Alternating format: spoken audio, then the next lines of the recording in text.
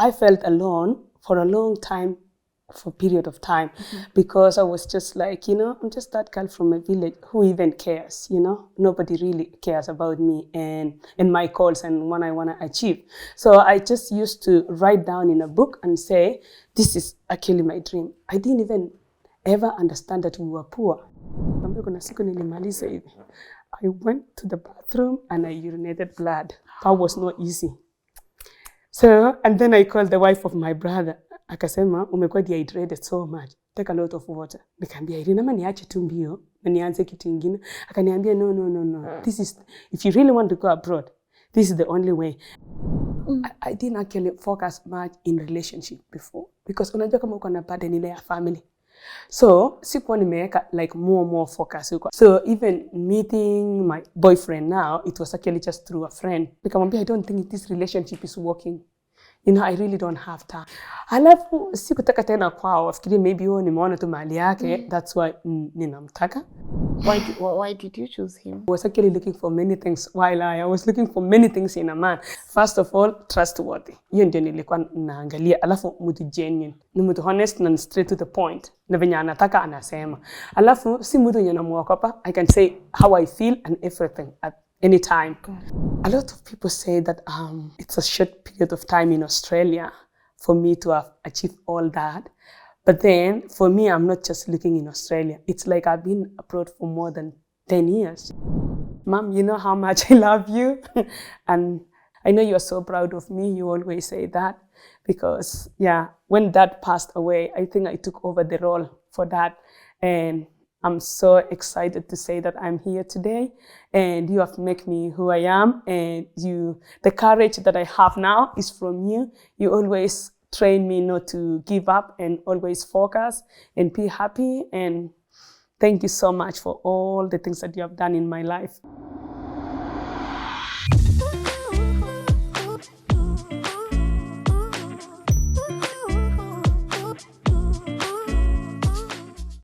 A very good morning to you and a warm welcome to LNS Rebuilding Restoration Series. My name is Lynn Ngugi. I have to admit my guest today is a happy soul. I've seen her 2 times now and every time she's always laughing and I'm really fascinated, but above all I want to know, why does she laugh and why is she always happy? Because sometimes when we are happy it means that we've experienced something and we are choosing happiness over sadness. I asked her, why do you want to share your story? And she said, if it can only inspire someone to believe, if it can only inspire someone who is uko hata nyumbani, that waweze to believe that life is possible, then that's all she wants to do. She just played us her wedding video and we saw a lot of beautiful faces and just walked into her home office and I'm like, this is amazing. Also showed me her passport. It's so full and she told me every stamp in that passport has a story. And I believe by the time we wind up today's episode, you are going to be so inspired. And always remember to leave your take home on the comment section. I'm about to let her introduce herself, but guys, Australia has been amazing. I'm filming this in Adelaide. I think we're in the southern part, but it has really been amazing. From our beautiful dinner in Adelaide to meeting a lot of incredible people. I don't know, honestly, if these stories and this journey and us as LNN, we don't inspire you, I don't know who will. I want to say a special thank you to the people who have made this trip possible. By now, you've had a lot of mentions about John and Jane. They are our incredible people who have made all these stories happen, and also the Kenya-Australia Chamber of Commerce for just believing in LNN and our amazing work and just believing that we are able to travel and bring you these inspirational stories. And also to you guys, I don't know if by the time you are watching this we've hit 1 million subscribers, but if not, just know I still treasure you and you guys have made our road to 1 million subscribers happen. We appreciate you for being active active participants of our work, and I always appreciate your support. And you know, guys, info@lnn.digital is always open. If you can't leave your feedback on the comment section, you can share it through the email. And also to thank myself for just hosting these amazing shows, because guys, tumetoka mbali, you know. Yeah, I'm still here with Muga and Joshua, and I hope you enjoy our Australia tour, even as we bring you these inspirational stories. And lastly, the amazing team, LNN, that you don't get to see in front of the camera, that are back home making sure that our network keeps growing. And now, without further ado, please allow me to let my guest introduce herself so that she can be able to walk us through her amazing story. Hello. Hello. How are you? I'm good. Thank you so much My for God, coming. you are like one of the happiest souls I've ever met. Honestly, I'm saying that for real. You are so happy. Everybody says that. Really? Do you know the first time I arrived in Australia and then I was using the public transport, and so the driver kept looking at me through the side mirror, and then when I was leaving, he asked me, "Why are you so happy?" I said, "Because I'm in Australia now and I'm always a happy person." Oh. I said, "I'm only one week old," and he said, "Oh, let's see that after some time." If you will still be happy. Yeah. How long have you been here? Now, this is the 5th year. 5th year? Yes. Are you still happy? I'm always happy. I was always happy even when I was a kid. Yeah. Nothing has changed. I'm always that happy person. Good. Yeah. Thank you for just, allowing us to be able to have this conversation with you. Yes. I always say every time I meet someone, I am always fascinated with their backstory. Yes. So I don't take you opening your home. You have a lovely home here. Thank you. I don't take you opening your doors to us, letting us in your home for granted. And as I said during the introduction, I hope our people back home and even internationally will be inspired by your story. But before we can get deep into it, would you please introduce yourself and tell our people what you do? Wasalimie na ile lugha yenye unataka. Yes, because I come from Kalenjin, so of course I'm going to say, "Hi mom, how are you?" "Oh, mom for Australia." Okay. And then my mom back in Kenya, "Ichamege mama, amuneola." Abwati kole ichamege missing, and all the Kalenjin people, chamke akatok tugul in kainet of Jason.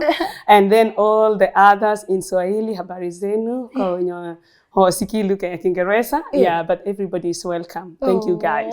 So you said chemo to mom. Chamege. Chamige. That's hi mom. Chamige. Chamge. What is she supposed to say? Back? Yeah, so same. that's hi Chamige. mom. Yeah, Chamige missing. Chamige missing? Yes. Oh. Yeah.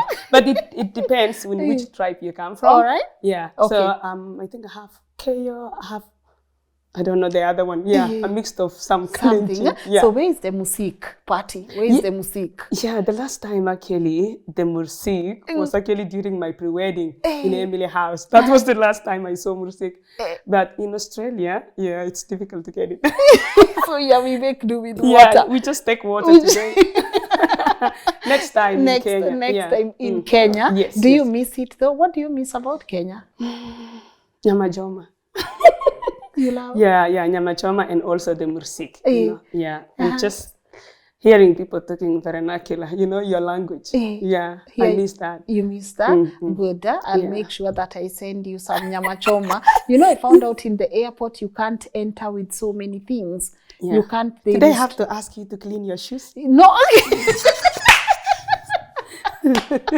But you have to declare the items that you're coming with, and one of the requirements is if you've had shoes maybe in muddy places or soil, they gotta take. John was actually telling us, because he plays golf a lot, so sometimes they take his shoes, then they clean them for him, and then they give him back. Hey. Or they let you walk in somewhere where it's wet, just to make sure. VIP treatment. Beautiful. I want to get into your story, but I already told my people why you wanted to share. You really wanted to share this story with us.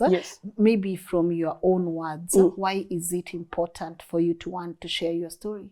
Yes, I think because sometimes in life you reach a point where you're feeling stuck and nothing is happening, and you just want to give up. You think, okay, maybe nobody actually cares about me. Do I really even matter in this world? But then when you reach that point, you just have to try a little bit, just one step ahead. It doesn't matter even if you're not seeing the results by then. Later on, when you come and add the dots, you will now see the resilience that you have in you, the hard work that you put in that you thought nobody's looking at you or really encouraging you. Because sometimes it's reach a point in life where you have to encourage yourself, you have to love yourself, you have to have the confidence and focus in order for you to achieve whatever you want to achieve in life. Yes. You know, you do fit in two of our shows. One of them is this Lynn Ngugi show, and the other one would definitely be in Inspire Global. But let's go back to LNS a bit. We have a theme. We are saying we are rebuilding and we are also restoring. So what areas of your life are you rebuilding, or what is being restored in your life? I think for now, most of the part is the relationship, because I felt alone for a long time, for a period of time, because I was just like, I'm just that girl from a village. Who even cares? Nobody really cares about me and my goals and what I want to achieve.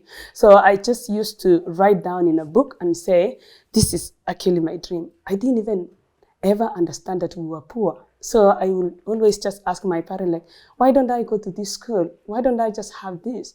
Because one thing that I thank my mom about, she never put the mentality of poverty in us, like, oh, we are poor.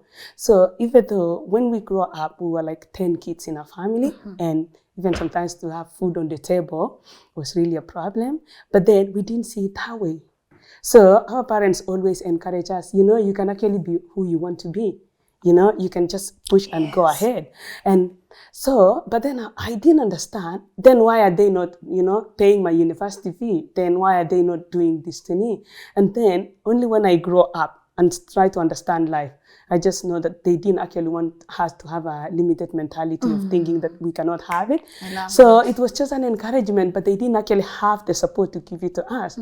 So they just make us have the confidence and know that we can do whatever we want to do, even though there was no money and there was no support. They just say, you know what, just keep pushing, just keep going.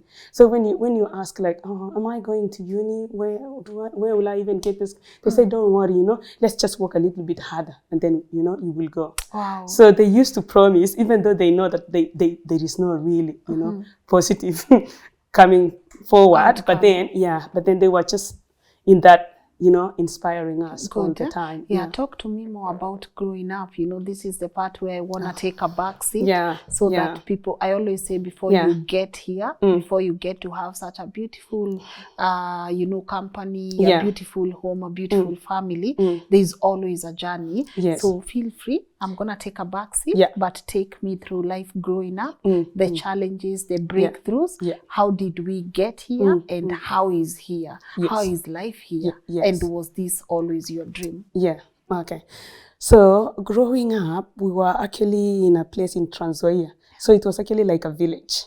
I come from a small village called Patrober, so it was a mix of Luyas, Nandis, and all that. And I went to primary school, which it was Patrober Primary School. It was far from my house, I think more than like 3 kilometers. But we used to walk there every morning and come back for lunch and also go back to school. And of course, sometimes even without shoes, and I didn't have like the best uniform.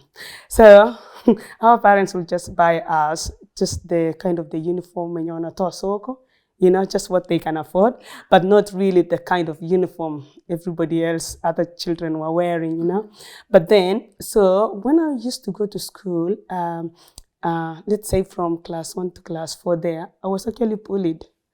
And every time I'm from school in the afternoon, I was even beaten by one girl, And then when you arrive home, I could not even share with my parents. They also have their own problem, and we are so many kids. And, if you want to go to school, go to school. If you don't want, others will go.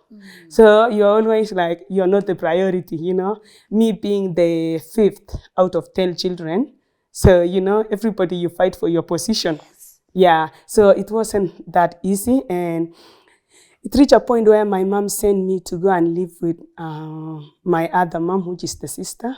She only had one child, and that child, of course, had all the privilege. So she's in a boarding school. So once they close school, I just go and stay in their family. But one time when they opened school, I actually cried because I wanted to go to a boarding school with her. And I could not understand why my parents would not just let me go to this school. And that was Chakanchil. boarding school because they dress so nicely, they have nice uniform and everything, and I really wanted to be part of it. But then they just let me escort her. Yeah. So I would wear her uniform, and then they would let me escort her up to the gate, and then we'll let her go in. And then when we come back, they just drop me back in my family so that I can continue with my elementary school, which is just walking and it's so far away. And with that, I started asking myself a lot of questions. Why am I not part of the people who go to boarding school? And then I will ask my mom and say, let's try next year, this year now, we'll just try next year. We haven't got your uniform, They didn't tell me the truth by then. So, and then I just understand later on myself, I just told myself, inakaa ni ngumu. This is hard. Yeah, yes, kana wacha tu niacha hata nisiendelee kudream you kwenda boarding. So, I actually had a picture yenye tulipiga naye kwa signpost moja in a place called Kaplamai when I'm wearing a uniform. But then I never really went to that school. So, I say to myself, I will work so hard and then I will go to the good high school. Then, by then, we were struggling in that area that we had to move. So we had to move to a place in Wasingishu. So in Portwa, life was not that easy. And so sometimes we have to kutengeneza pombe, that kind of, so that my mom will sell it and then we will have some money. Sasa nikaanza kusaidia my mom kwa kwenda kibarua. So nilikuwa naenda kibarua ya kufuna mahindi hivyo so that I can afford to buy clothes for the other children, the young ones, and also just to provide food on the table. And then my mom and my dad, by then they are struggling because we have now our elder one, they were in high school. So maisha haikuwa rahisi vile. But then, so tukamove kutoka Trans Nzoia, then we come to Wasingishu. So we stayed there where I went to school also there, class 7, class 8. So when I finished that, I was supposed to go to a girls' school. But then we could not afford the school fees. So I had to go to Form 1, I had to go to a mixed school, which is called Chebai. But then I didn't like mixed school. So one day, when the school closed, I told my mom, I think I like to go to a girls' school. Ile ya kanisa. So I wanted to go either Nasa Girls or Tartar Girls in West Pokot. I said, I don't want mixed school. I want to go to a girls' school. So I actually attended the interview when the school was closed. So I used to have my uncle who used to live in Kapenguria. So I went to my uncle, I slept there, I said, tomorrow I have an interview, can you drop me? But then where is the school fees coming from for that school? So by then, my sister mkubwa tu amekuwa mwalimu. So I asked her, can you support me to go to high school? She said, yes, but I don't have any salary, I just got employed. I said, don't worry. So I went to that school, I did the interview, Nasakol and Tartar Girls. So Form 2, I had to go to Tartar Girls. So, and then I told the headmistress, we don't have school fees. I don't have anything to pay you. What I got today is just my shopping. So can I please start school? Yeah, I can hear me. I think I believe in you. And you are just a nice person. And for you to have courage to come to school without any school fees, it's a boarding school. Nikaambia, yes, ifika visiting kama wajetuma. Na ukavaa uniform vizuri. Yeah, nikavaa uniform na nikaenda. And you showed up. You know that's how I entered high school also. True story. That's how I entered high school also. Yeah. So akaniambia, so make sure nitakupatia simu in between the semester. Yes. Then you call your mom for the money. I said yes. Yeah. So nikasoma mpaka katikati ya semester, ikafika visiting, hakuna mtu alikuja kunivisit. Na pocket money naye nilikuwa naye kidogo. So I could not eat bread every morning. Remember that. So I was just sacrificing. I'm saying, okay, I have this. This is enough to buy some shopping again to last me for some time. Alafu hiyo shule nikakuwa appointed kukuwa captain wa shule. So hapo sasa nikaanza kuwa na confident. Yes. So then kila kitu ikaanza kwenda sawa, nikakuwa nikileta school fees, nakuja naongea na headmistress. So people were paying through the bank, but for me I have to bring cash. So I remember I had 12,000, first time to have money in my life and just to carry and give it to the principal. Principal akasema, hiyo ni mzuri. Nikaambia saizi hakuna pesa ingine, but this is all. And I think they wanted like 34,000. Nikaambia hii tu ndio ninaweza afford kwa sasa. Kaniambia weka shule, nisahau. Kaniambia because you're very disciplined and everything, you can actually stay in class. So, and that is how, so after I finished Tartar Girls, nikakuja home, then my dad was sick. My dad now, kumbe alikuwa na suffer prostate cancer. By then, tukuambiwa, it's a prostate cancer. So my mom just mentioned that, dad is not feeling well.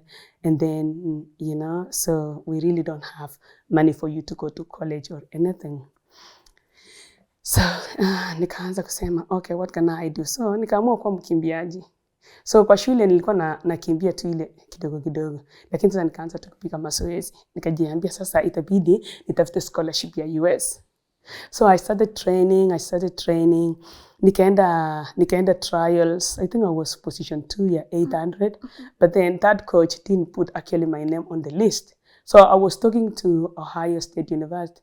Wakaniambia, we haven't seen, you are not on the list. Jaribu kupigia coach. Akaniambia. So nikajiambia, so what next? Nikasema wacha tu ni apply ma scholarship ingine US. So I called like 3 scholarship but only a half. So every time I went for embassy, nanyimwa visa. Na nikiwa embassy ya US, inakuanga devastating sana. Like seriously, you will just go there, and I remember it's like 6 a.m. So I used to have a friend in Nairobi, her name is Leah. She's very inspiring to me because alikuwa ananipeleka hata kama nimenyimwa, ananipika pana niambia, don't worry, one day you will be driving, one day you will have your own things. So don't let this one frustrate you. My frustration was 40,000 ile ya kulipa kwa embassy. I have really struggled to get that. And then here unanyimwa visa, unaambiwa, where is the bank statement? Who will pay the other half? Unabaki unasema, okay. Unarudi, unatoka. Nikasema waje nijaribu Canada. So nilijaribu US 5 times. They denied you visa 5 times? Yeah, na nilikuwa tu bado naenda. Hata nyumbani wamegive up na mimi wananiambia maybe ya ngambo si yako. Si nyota yako. Yeah, it reached a time my mama kaniambia, I think you just better get married. That was the only like option. But then I'm like, no. There is something else in life that I want, apart from just getting married. No, I really want to come and support my family. I mean, at this point, you've been denied visa 5 times. Yes. Walk me through your mind. What's making you keep, saying, no, I have to keep. Because me, I think you deny me 2 or 3 times. I'm like, hey, mama, chaniolewe, Yeah. But for you, walk me through your mind. What's making you say, no, I have to keep trying. I have to keep trying. Yeah, I'm this kind of a person who I don't actually give up that easily. It doesn't matter even what is happening around. It might be affecting me at that time. Nitalia tu, lakini kesho nikiamka nasema, I think it is still possible. Why don't I just push it again? Yes. Haya, naambia tena shule, unitumanishie tena nini? Barua. Ndarudi embassy. And then I go back there. So, is this something a lot of people do, especially when they want to get out of that situation? You get into sports so that you can get a visa. Yeah, so if you have the talent, because now that one you have to come and on the background, like a lot of training and all that. So venye niliona tu imeumana kabisa hii ya US after kunyimwa 5 times. Sasa nikasema okay, hii ya scholarship ya kukimbia kwanza ishiki. So what next? Nikasema wacha nijaribu Canada. I tried Canada again 3 times, nikanyimwa. Sasa nikakifa pia Canada, nikasema nikienda hii haina ama ya 5, nikasema maybe there is other ways. So nikarudi tu hapo LD na nikaendelea kutrain. So I used to huyo Leah, the same friend of mine, had a house in Eldoret. Akaniambia, you can stay in that house. Na nikamwambia, I can do actually business here. Yeye alikuwa interior designer na alikuwa anatoanga vitu yenye ameimport kutoka ng'ambo. So akaniambia, you can introduce this business to the athletics wenye wanataka interior designing nyumba yao, maduve, manini, alikuwa anaziuza hiyo yote. Nikasema, yeah, that one would really help me. And then my brother had just opened an M-Pesa. So kuna ile $30 yenye mtu akituma mnalipwa. My brother akaniambia, this one also can be your income meantime, usukumie.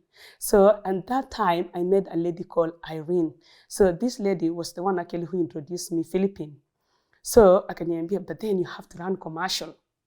There is no academic scholarship or running scholarship in Philippines for Kenyans. So Philippines tunaenda kutafuta pesa. Akaniambia sasa au wanakimbia tu. So nikamwambia, yeah, you can come and live with me. I have a big house. Because yeye anatoka Tuken. Mimi niko kwa hii nyumba kubwa ya huyu mama, like 3 master bedroom na iko na kila kitu. You have a big house. Yeah, nikamwambia, but the only thing you have to be really very disciplined. Because my brother will not entertain any nonsense. So I am here because I'm very disciplined. So if you are really disciplined, you can come live with me. and then tunafanya mazoezi pamoja. Tukapika deal sasa ya kwenda Philippines, but we don't have money. So that's the thing. Okay, I'm not good in running. I was only running 800. Na hapa watu wanaenda ku run 21 kilometers, 42 kilometers. So which is something that I've never actually done. Akaniambia, you have to come every morning. We are going for training, and we are training with all the other international athletes. Haikuwa rahisi. Nakwambia kuna siku nilimaliza hivi. I went to the bathroom and I urinated blood. That was not easy. So, and then I called the wife of my brother. Akasema, umekuwa dehydrated so much. Take a lot of water.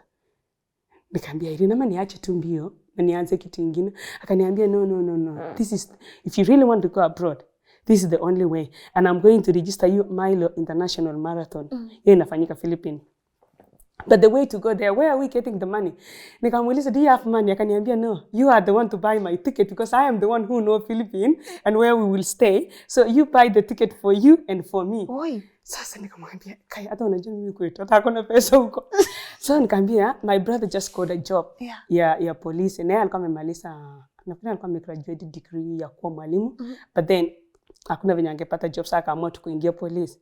So my brother alikuwa tu almost, I think only 5 months kwa police. Nikaenda nikamwambia my brother, please give me 100,000. I want to leave. I want to go to Philippines. So my brother akaniambia sina pesa, nikamwambia tuende tu bank, wewe utapewa loan. Haya, akajaribu kuepa. Mimi ndio huyo nimeanza kukaa kwake. Kila siku asubuhi naambia tu, let's go for the loan. Mpaka akakubali. Tukaenda tukachukua loan ya 100. Sasa hiyo inatosha tiketi yangu. And I need a ticket for my friend because we have to go 2 of us. And she knows Philippines. Yes, and she knows Philippines. I can't go there. I can't risk alone.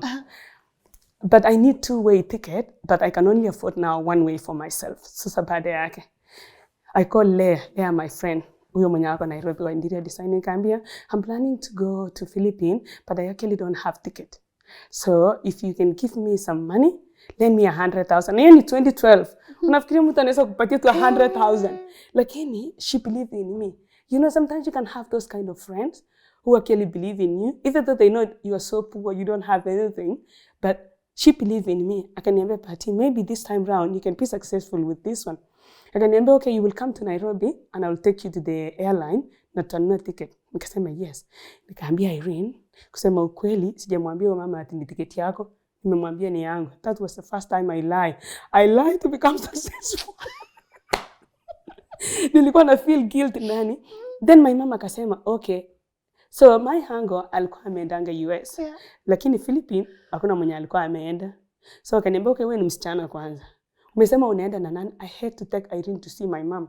Naambia huyu msichana amekuanga Philippines, amekuwa akikimbia, amekuwa very successful. Sasa mimi nataka niende nikimbie. Niambia utaweza hii ya nini commercial?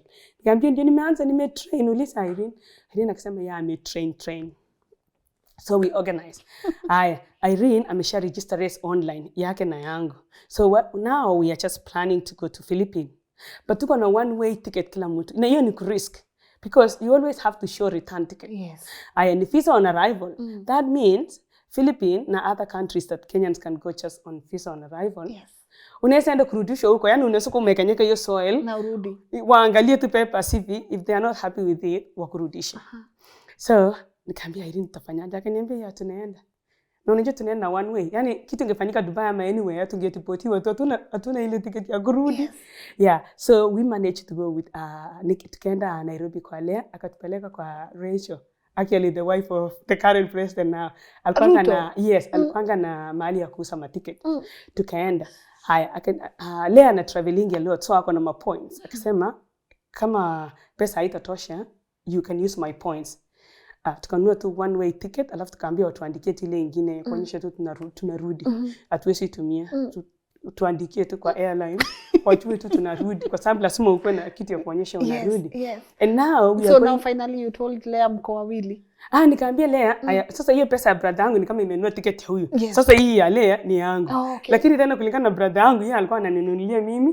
Huyu msichana maybe atajinunulia peke yake. Like nobody even wanted to know actually about her. But then my mom just feels safe that I'm not going alone. Okay. Yeah, so tukafika kwa Lea akatupeleka. Sasa ticket ikakuwa 80. So mpaka 2020 tuko tuna 40,000 Kenyan money. Venye tulienda kubadilisha iko ya US. Oh my God, ilisha tu. Na hiyo ndio the only money yenye tuko nayo. So we travel to Philippines. So at the airport, hata sijaambiana nyumbani naenda. Yani naona tu kama kila kitu ijekuwa venye nilikuwa nataka, but then I'm just happy that I'm leaving. I asked Leah, I said, can you give me a hug? Alikuanga na gari akatupeleka mpaka airport. Irene ana wasiwasi. Mimi sijaipanda ndege hata Nairobi ni ile nilikuwa naendanga tu visa. Yes. Lakini nilikuwa so excited. Nataka tu niende hii ndege. Ni kama yenye karibu naambiwa rudi. Kuna kitu hujafanya. Mimi nataka ng'ambo, yani ile ya kufana kupona. I just have to go. If I leave this country, I'll be better.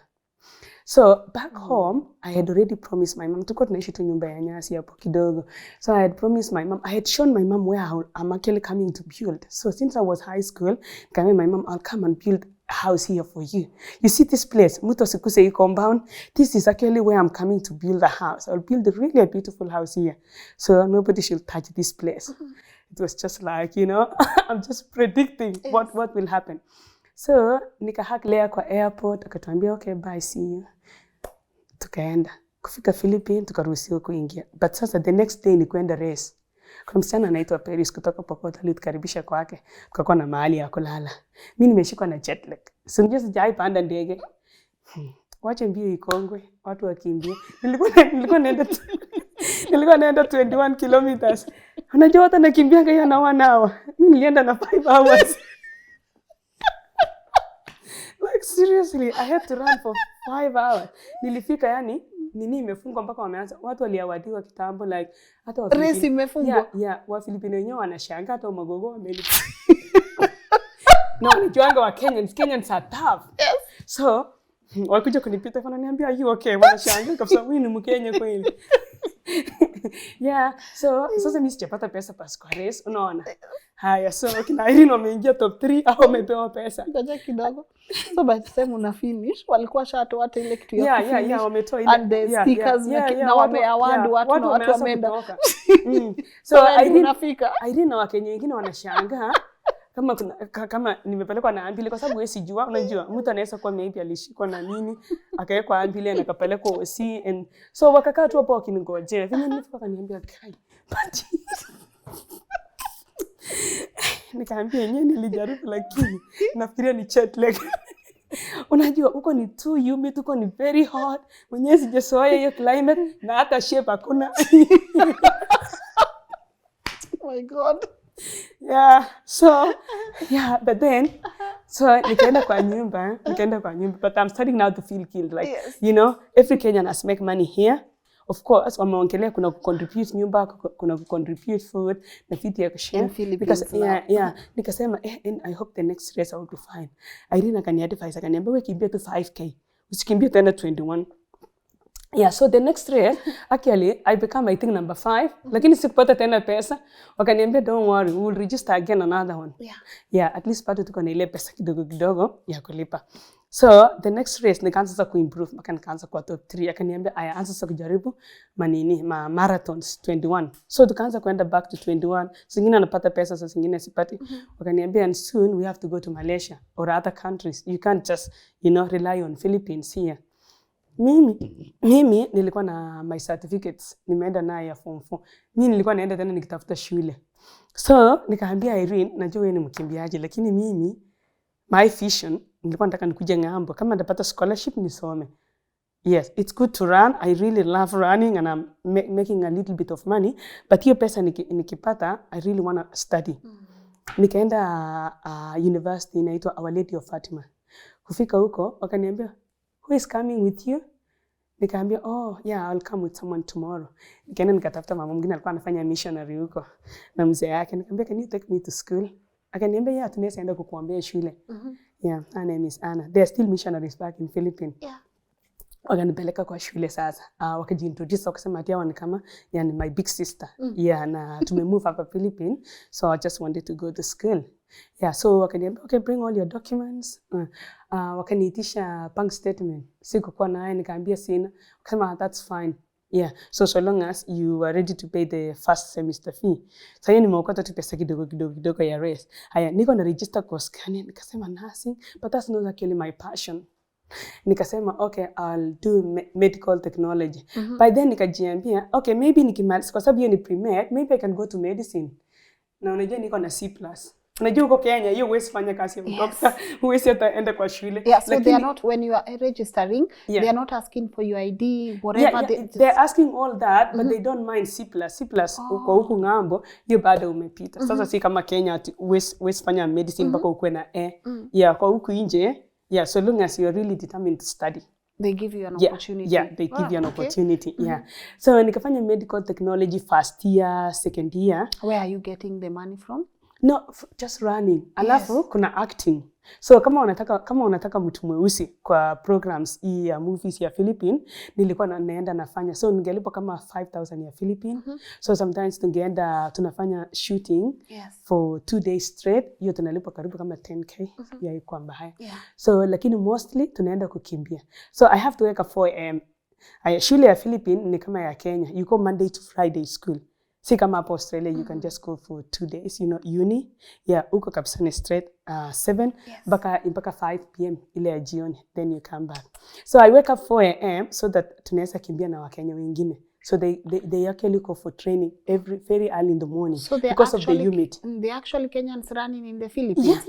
So the Philippine government pays them. So na kila weekend kuna races. People have that in the Philippines. So nikaanza kutrain na hawa Kenya mpaka nikakuja shape. So I started now really getting money from marathons. I remember one of the athlete Kenyan. Kata nilimshinda kaniambia, "Are you still studying or you're just running?" Ngambia, "I'm still doing both." But by then nime improve. Na hata sasa nikaanza kutoka kwenda Malaysia, wapi.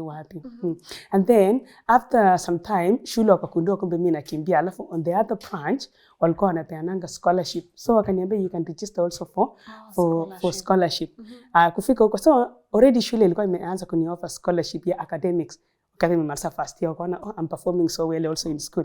So wakanipatia half scholarship ya academic. Alafu ile half ingine ilikuwa wanipatia ya kukimbia. So they call me into the office and they say, "Which scholarship do you want to keep? The one for running or the one for academics?" So nikasema, "Okay, I'll just continue with the academic." Nikaambia no need ya kukimbia because nikasema ndio niweze kujikaza kwa shule. Bure nitaanza tena kukua slow kwa shule. Alafu wakati nilifika like a third semester, then I actually started now struggling.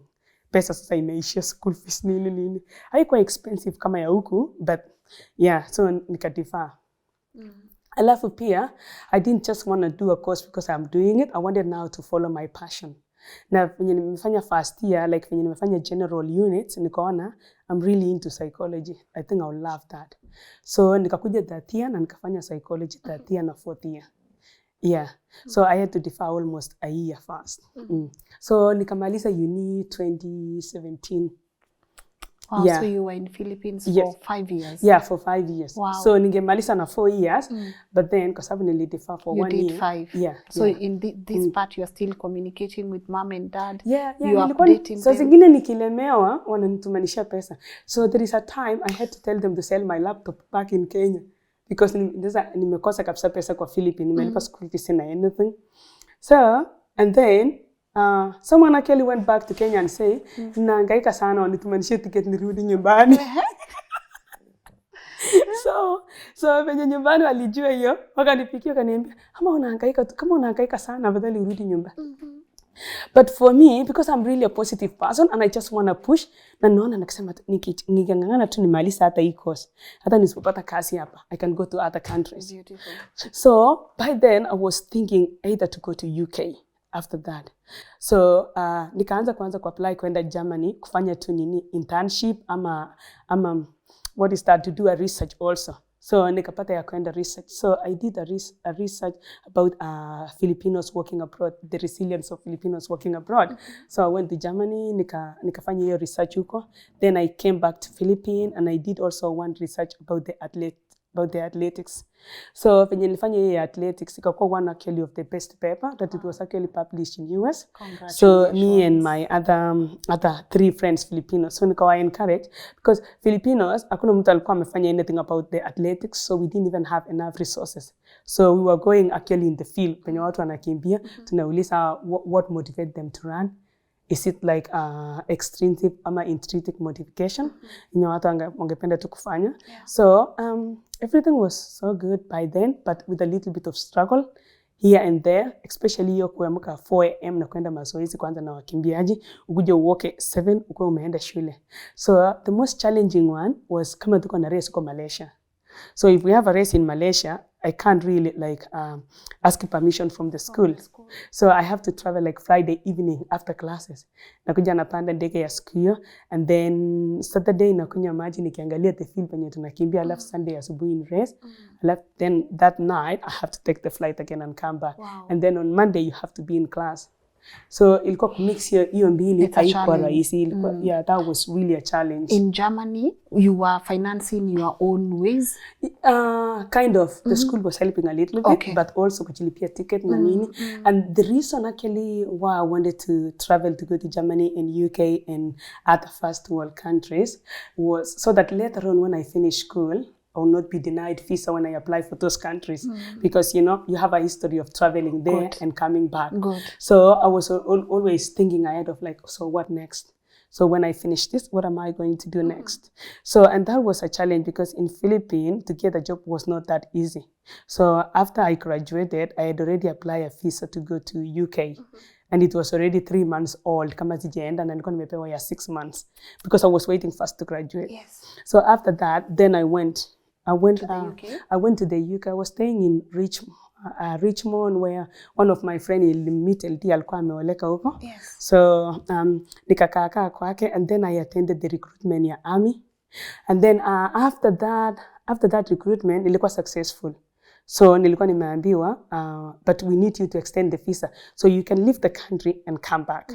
But then I decided so that evening I was watching a documentary. They are comparing life in Australia and UK, even in terms of payment, in terms of work and everything. Then all of a sudden I say to myself, so why don't I go to Australia? But how? How will I go to Australia? Where is the money? Where is everything, That one would be a bit difficult. So nikajiambia, okay, just go to Kenya first. So nikaenda Kenya 2018 February to April. Alafu hata passport yangu ilikuwa imeisha. So nikasema acha niende nichukue passport nyingine, but I cannot stay in Kenya. I have to find a way out. So when I went to Kenya, my mom asked me, and when are you getting married? What is happening? So akaniambia najua hata hapa Kenya sasa huwezi oleka hapa because sasa umekaa huko nje sana. Nikamwambia I'm not even thinking of that currently. But then saizo tuko na watoto bado wako wengine high school, so I have again to support them, and then nimeanza tu nyumba ya the foundation tu peke yake. So it took me really long time to finish that house because pesa kidogo yenye napata naweka kidogo, nakaa tena nikipata pesa either nalipa watoto ya shule ama naweka kwa nyumba kidogo. So I went back to Kenya after I get my new passport. Then I decided now, okay, if I apply here to go to Australia, I might not get it or it might take time. I better just go back to Philippines. So when I'm going back to Philippines... You didn't want to try Kenya again? No, I think I was so scared because I've been denied visa long time. Nafikiria hata Philippines ile ilikuwa visa on arrival. Nafikiria kama ingekuwa tu ni ya kuapply ningenyimwa. Sina proof ya finance. Again, that's the problem. Like all other Kenyans, like right now, even to come to Australia, you have to show financial. You have to show that you have a bank statement that can really stand for you. Now, let's make a very close person. If you don't have that kind of anybody in the family who has that kind of money to put in a bank statement. So, hiyo fear tu, hata mpaka saa hizi naambia, hata saa hizi nikirudi Kenya, niambiwe enda apply visa. Neza pata your shocks coming back to me. Yeah, like no way, they will not give it to me. So, but then, so nikasema afadhali country yenye ni visa on arrival. Juu utafika hapo ndio itaamua hapo. Kinyimwa tu hapo unajua at least mpanda ndege. Acha tunirudi. So, now I've gone back to Philippines, but I've gone back as a tourist. The most challenging thing, umeingia ndani, yes, umeruhusiwa. But then so you don't want to stay here. Okay, you have a visa for 3 months. And then you're planning now to exit that country. But then I need to go to another country as a student. So mostly they will say, go back to your country. If you want to go and study in Australia, go back to your country. And then apply visa from there as a student. But me now, I'm coming here as a tourist. But I need to apply to go to Australia as a As a student. student. So you're in Philippines as Yeah, a tourist. yeah, You need yeah. to leave Philippines I need as to a leave student Philippines. in Australia. Yes, to come to, okay, nimeanza kwanza kujaribu njia yote kuja Australia. And you know, back when I was in Philippines, niliapply kasi ya kuja kuchuna fruits Australia. But nobody picked me up. Oh. Yani nilikuwa najaribu tu nikisema, okay, I think maybe I should go to Australia. Wanasemanga kuna kazi huko ya kuchuna fruits. Sikupata. Lakini the funny thing, hata wakati wenye nilifika Australia yenyewe, nikijaribu hiyo kazi ya shamba, sikupata. Yani hiyo kazi ilinikataa tu. So it was a hard one. Yeah. So when I was going through my email, nikasema, sasa yenye niko na apply Australia, nikasema, kumbe 5 years ago, when I was still new in Philippines, kumbe nilikuwa nimetaka Australia, lakini sikupata tena laini, nikaacha tu. So, nikaenda kwa agent. Nikaambia agent, I really need to go to Australia. So what do I do? Akaniambia, first of all, you're a tourist. So, I don't think we do tourist. Akasema, yes, if it was before when you are a student here, that would be possible. Nikaambia, why is it written? No, nikaambia, I've been trying to check online where it shows that when you're a tourist, you cannot apply, but I didn't actually see it anywhere. Nakwanga tu very stubborn, I don't take no for an answer. Yes. Akaniambia, okay, I'll ask my boss. Akaenda akauliza, akaambia, that's so weird, but let's give it a trial.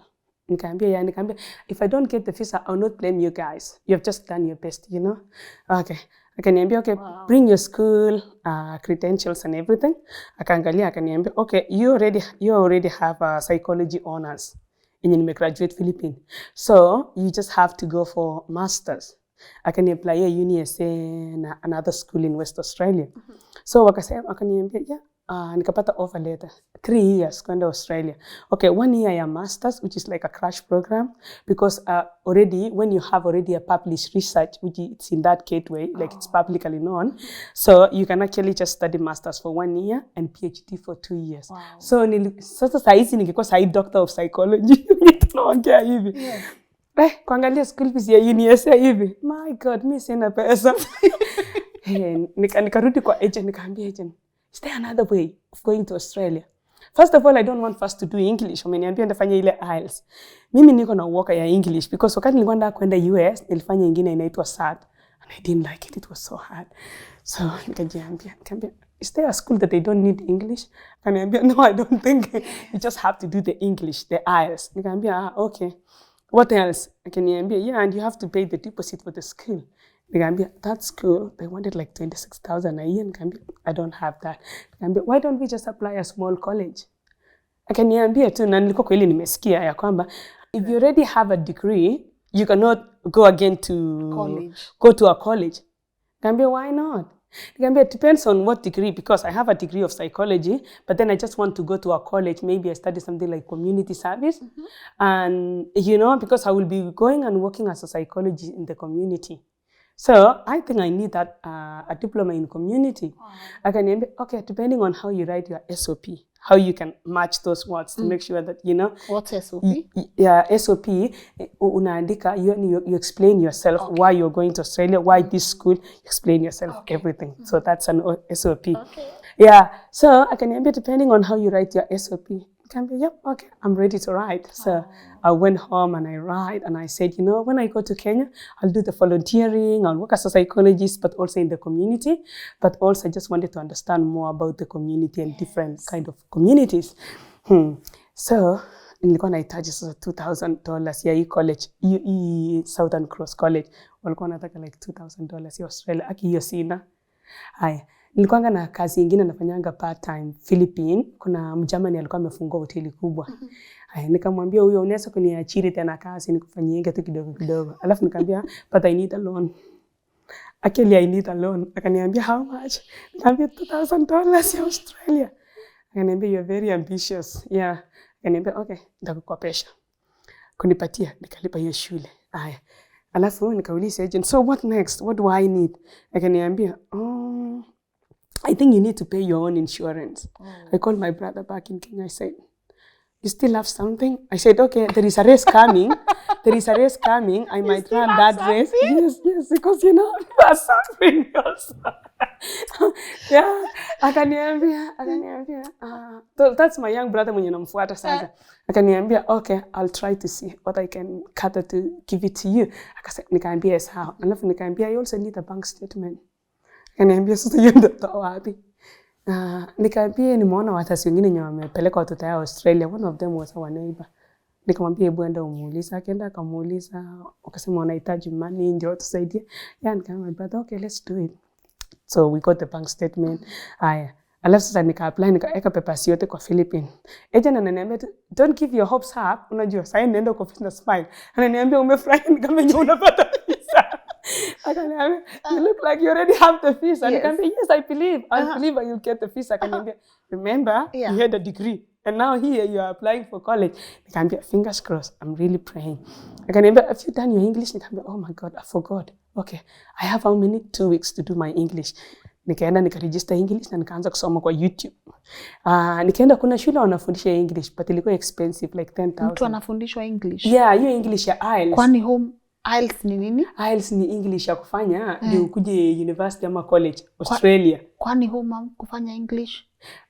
Ama it's a different English? Yeah, different English. Hata kwa Kenya saa hizi watu wenye wanakuja Australia they have to do either IELTS, kuna yenye inaitwa Duolingo, kuna yenye inaitwa PTE. Yeah.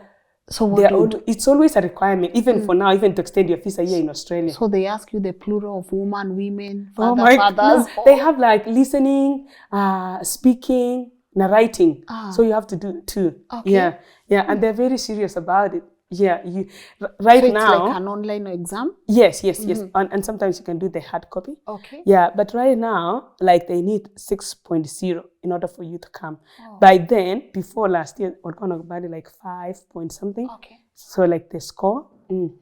So I did, and I got I think 6.0. So the speaking was good. I get 7, but the other one was like 6.0 or whatever. Yes. I didn't even care that much, so long as it's a pass. I said, is the English the pass? I submitted the English. So on Friday, we put all the papers, we submit. And then I went for medical the same day. Alafu agent akaniambia, they might ask us more document. I'll just let you know, and then you can submit. So, and then, so that was Friday. Monday, on Tuesday, I got my visa. That's just like a miracle. Nobody believed that I got the visa, even the agent, because wanatuma kwa email. So, akapata notification from immigration. Kuona ni visa grant. Akanitumanisha alafu akaniambia, wow, you actually got the visa. Nikamwambia, you mean it? Akasema, yes. Tukaangalia naye tukasema, oh, ni visa. Nikamwambia, oh my God, thank God, now I'm going to Australia. Nikamwambia, okay, I'll book my flight soon. Karudi kwa vile boss mwenye alikuwa amenisaidia tena 2,000. Nikamwambia, unaweza kunisaidia pesa ya ticket? Nikopeshe tu. When I'm in Australia, I really work hard and send it to you. He was Philippine? No. He was he was a German, okay. But he had a business in Philippines. Okay. Yeah. So, akaniambia, okay, this is the last one. Unajua ni wazungu. Uwezi kwa unaomba.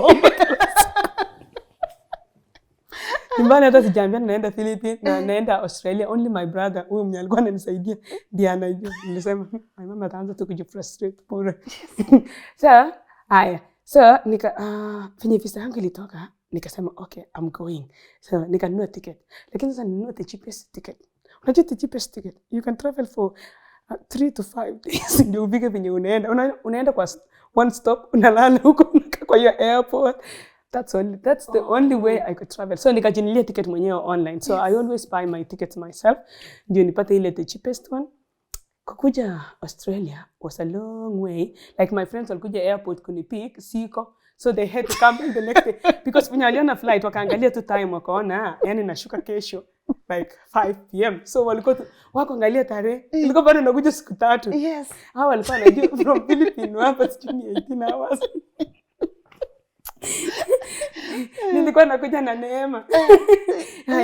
So you had some friends here? Yes, only one friend who we studied together in Tartar Girls. Okay. But the thing is, because most of the parents in Kenya, they don't really know the struggle. Like, okay, it's not only about getting the visa. Also, who will pick you up from the airport?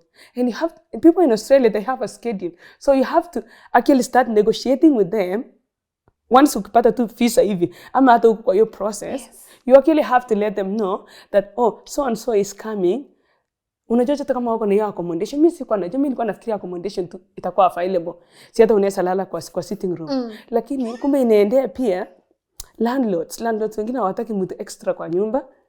So huwezi patia tu mtu mwenye ako Australia burden ile kusema okay, you know, I'm coming and now you have to host me because I'm your neighbor or whatever. No, it doesn't work like that. So you started fast. Ama kama uko na pesa kidogo uambie okay, kuna shared accommodation ya students, wacha nikutumanishie pesa unilipie, nikikuja unipeleke huko na money guide.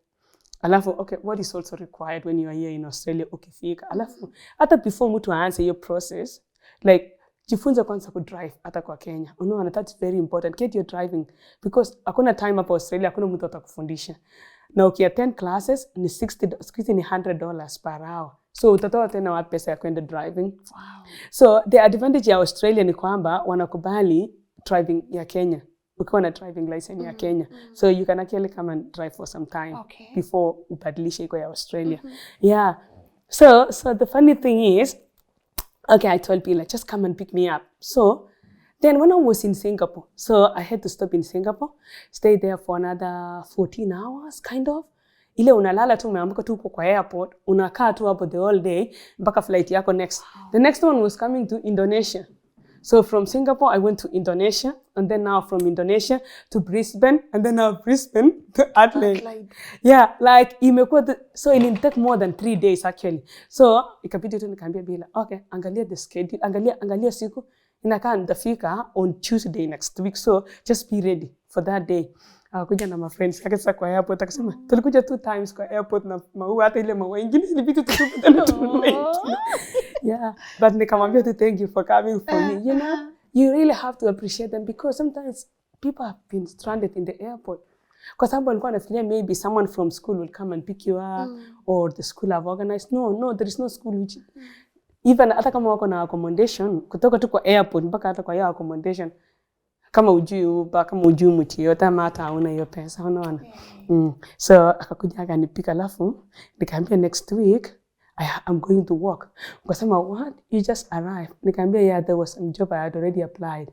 So it's always good before you go to that country, kama unajua unaenda kukaa huko, like I mean if you're in a tourist visa that's different because you're not allowed to work in Australia, but kama unakuja na student visa unaweza hata angalia tu online majobs yenye yanapatikana Australia, ndio ukifika na usubmit your CV na everything. So there is this job for sleeping studies. It's iko Q University. So chenye niliwauliza tu, is there any medication to take? Sababu hiyo tu ndio staki.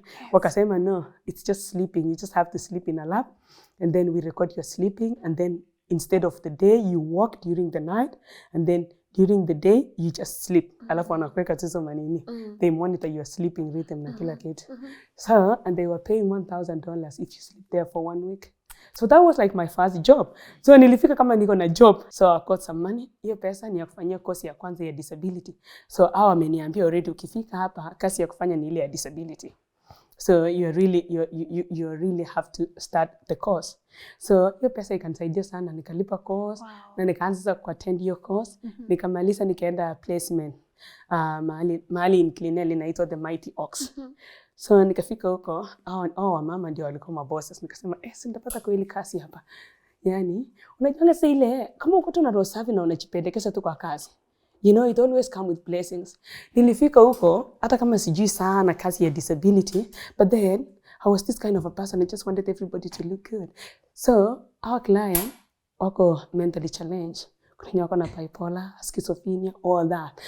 Lakini walikuwa wamekaa wameparara sana, manywele tu zimekaa hivi. I started actually shaving them. Boss akafika, huyo mama anaitwa Chris, and then there is a lot of changes in this facility. What is happening? Wakambia, of course we are like 15 students on placement, but then you have to be different. Always when you go somewhere, you have to be different and you have to be you and just don't just go with the flow, you know? Yeah, nikajiambia, I would really utilize my time so well here. So after I finish everything, it's either you find me organizing the carpets for client or I'm shaving the client. So they told me that all these clients, they actually don't want anybody to shave them. But then one by one, every day, they just come and ask me, Patty, can you give me a haircut? I said, of course. Or if there is no time, I said, how about tomorrow? So I ended up, they were like for the 3 clients, I think a half of the facility, I gave them a haircut every afternoon. And I can just give them a shave and everything. Yeah, and then so I did a lot of things there that really the boss just said, what's your qualification again? I said, yeah, I'm doing SAT3, but I have a degree in psychology. Akasema, you are more qualified than any of the workers here. Yeah. Akaniambia, I think with your psychology, we can actually utilize that in a place like this. Akaniambia, yes, of course. Akasema, no wonder you get along with the client. Wow. So akasema, yeah, once you finish your placement, come and see me on the next one. On the next house.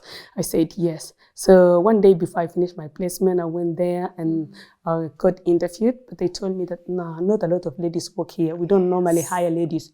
We hire men because our client is like high complex, I promised them, I'll really give it to my best. And yeah, so I worked there only for 8 months. They make me the manager. Wow.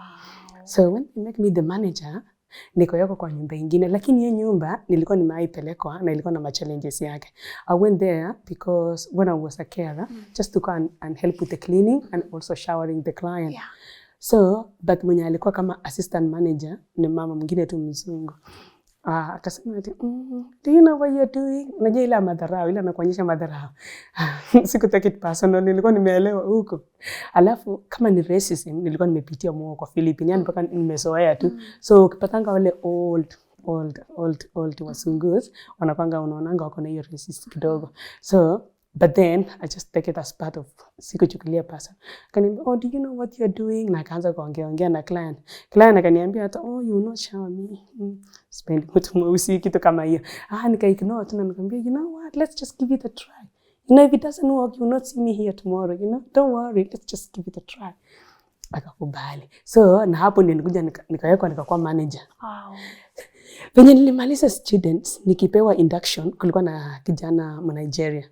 Akaniambia, you have to clean the toilets in the evening, you have to do this. Unajua ni ile ako na authority kabisa, yani anakuona tu kama ni mtu ya chini. Little did he know that I will be the manager the next in some few months to come. Wow. So waliniona tu hapo kama mwanafunzi, wala niona treatiwa tu wa chini kabisa. Alafu akaniona kama carer. Alafu the next time tukutana naye akaniambia, I can't believe that they give you that position, like to be the manager. Akasema, okay, I can't say it's a relationship because the owner is a woman. But the owner anabelieve kwa empowering women. Na hata hakuona ati mimi ni mweusi ama nini. Yani alinichukua tu. Wow. Which it was really like, a stepping stone for me. Yeah. Yes. So, sasa nikaamua tuko hapo nikasema so nikasema nitatumia hiyo opportunity kusaidia Wakenya wengi. So we had students coming for placement. They always wanted to come to my facility.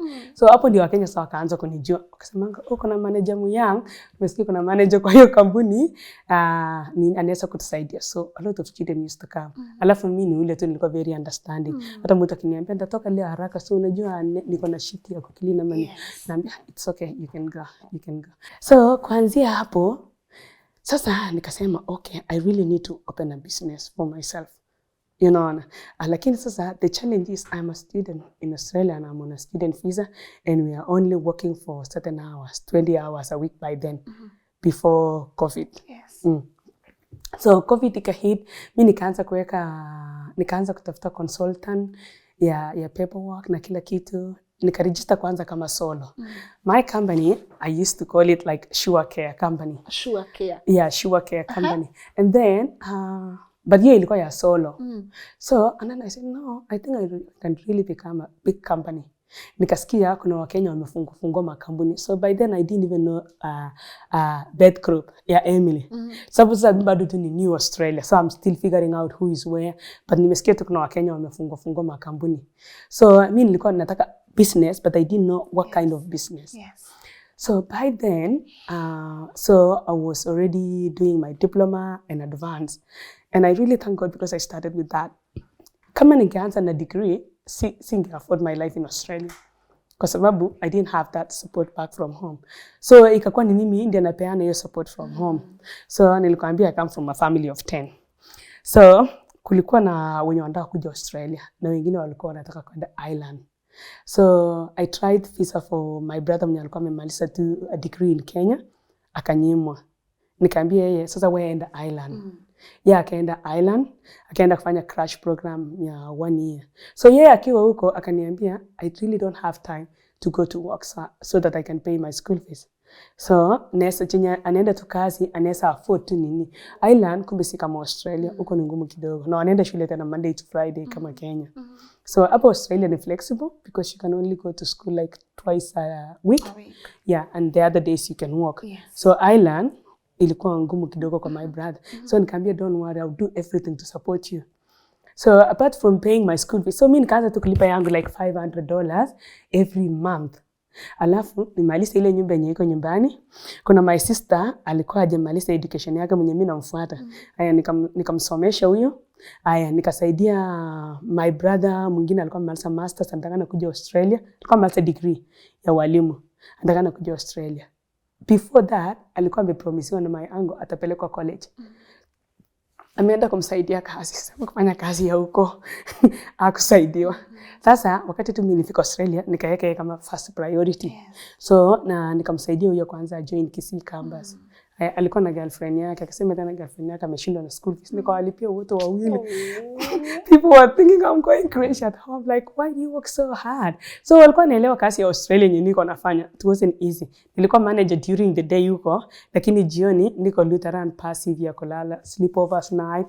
So I was working day and night here in Australia just to make ends meet. At the same time niko na my sister, our last born, yeye amejoin tu Pondo kufanya nursing. So huyo nilikuwa alianza kwanza certificate. Yes. Ndio akuje diploma. So akaenda kwanza Nairobi. So nilikuwa namlipia rent na namlipia school fees. So I was kind of helping everybody at home, back home. Whether ni wale wakubwa wenye walikuwa mbele yangu lakini wamefeel stuck kwa school fees ya watoto wao na nini na sasa wale wadogo wangu wote. Yeah. So I just become like the parent of and also my mom alikuwa feel poor.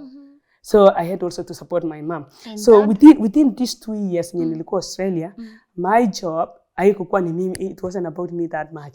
Ilikuwa about now my family wafikie mahali. So when my brother graduated from Kisii, nikaambia okay, it's really difficult to get you here in Australia when you already have a master's.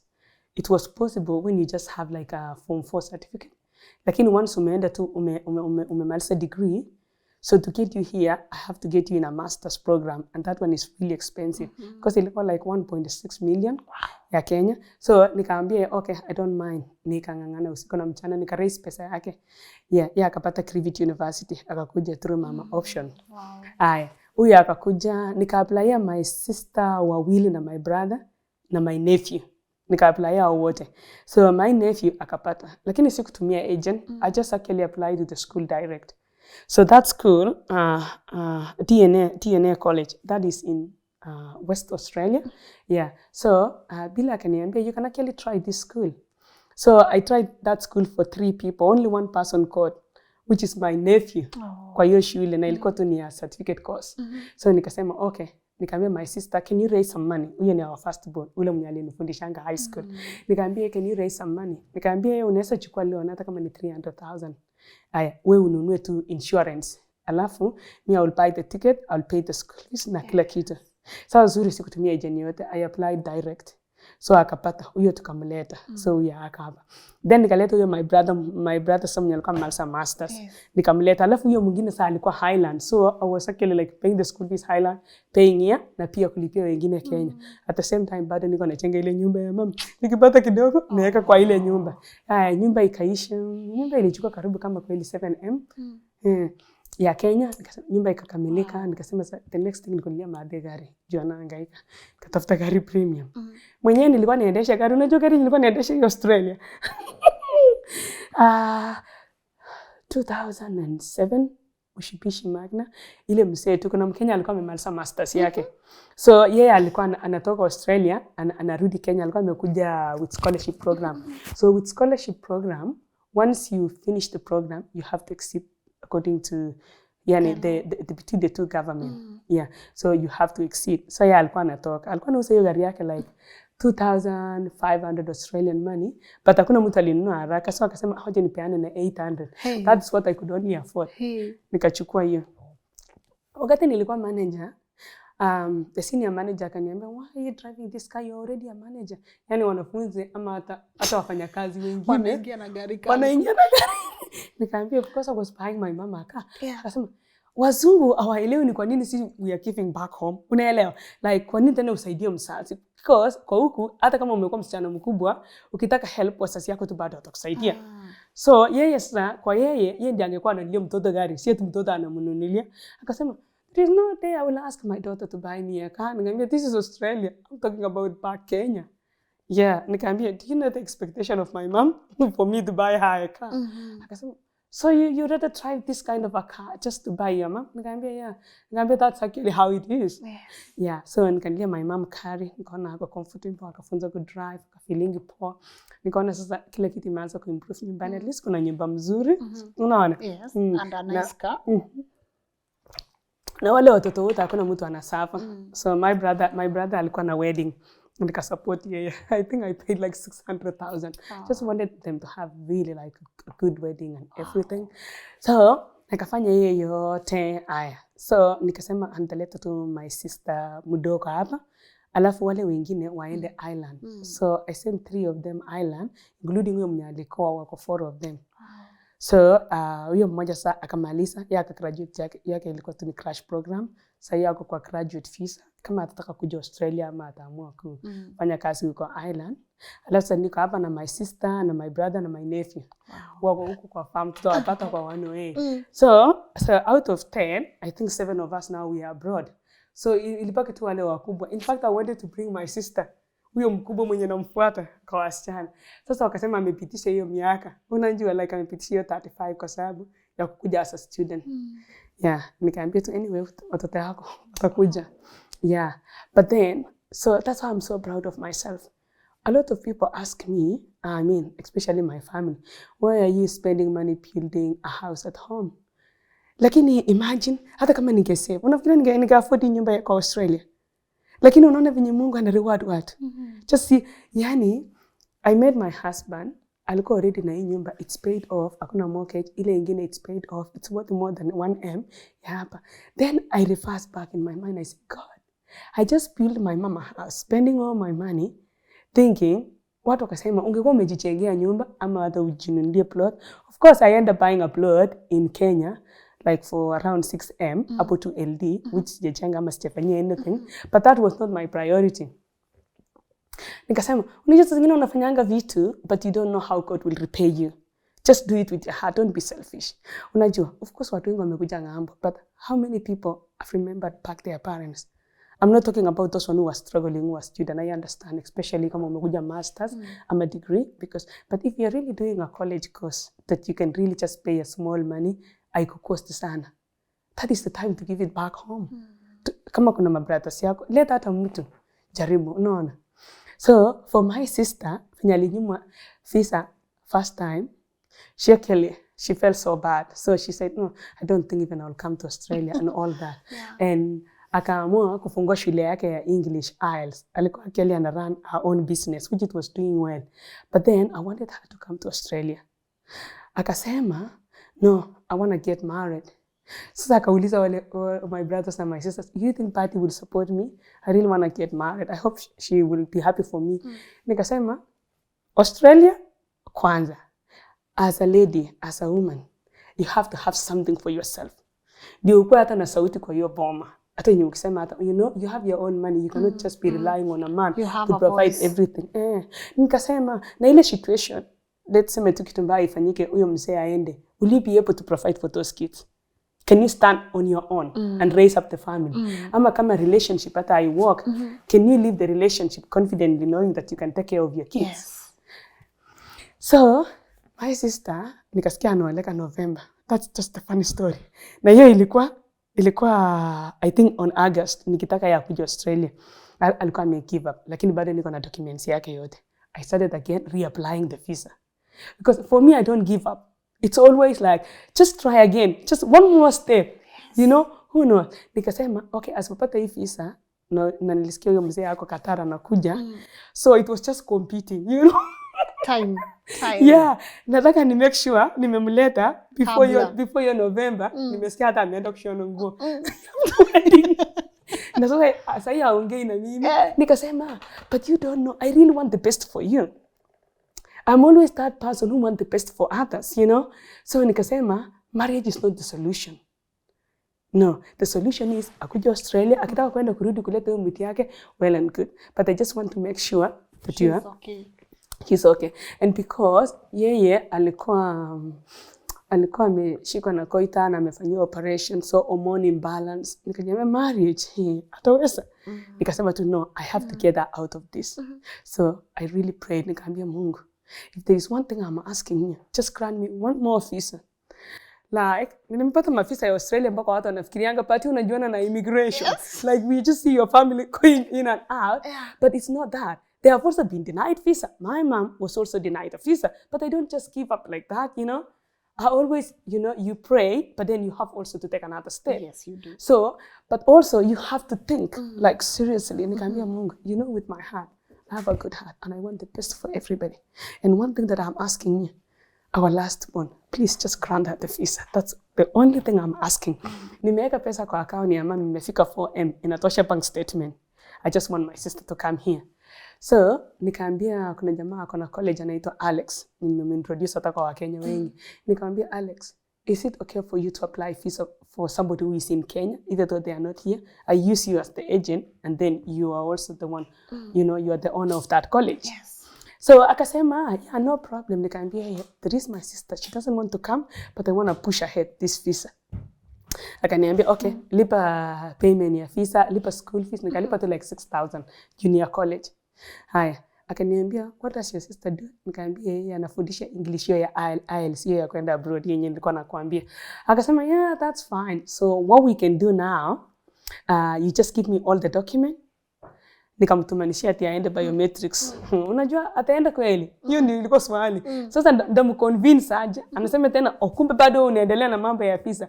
Mimi nimesha give up. So nikasema nitamnunulia ticket ya kutoka LD kukuja Nairobi. So nikaongojea na siku mtumanishia hiyo medical na biometrics. Nikakaa mpaka siku yenye najua ni kesho. Si nimesha book online. Najua ni kesho asubuhi. Leo jioni najua anafundisha kwa class mpaka 6:30. Nimeweka ndege iko 7:30 jioni ya kutoka LD kwenda Nairobi. Hata siku anataka nijue ati atarudi kwa nyumba ama nini. Nikamwambia tu at 6:30, nikampigia nikamwambia yeye, here is your ticket. I want you to go to Nairobi. I've talked to a friend. You can do sleep over there.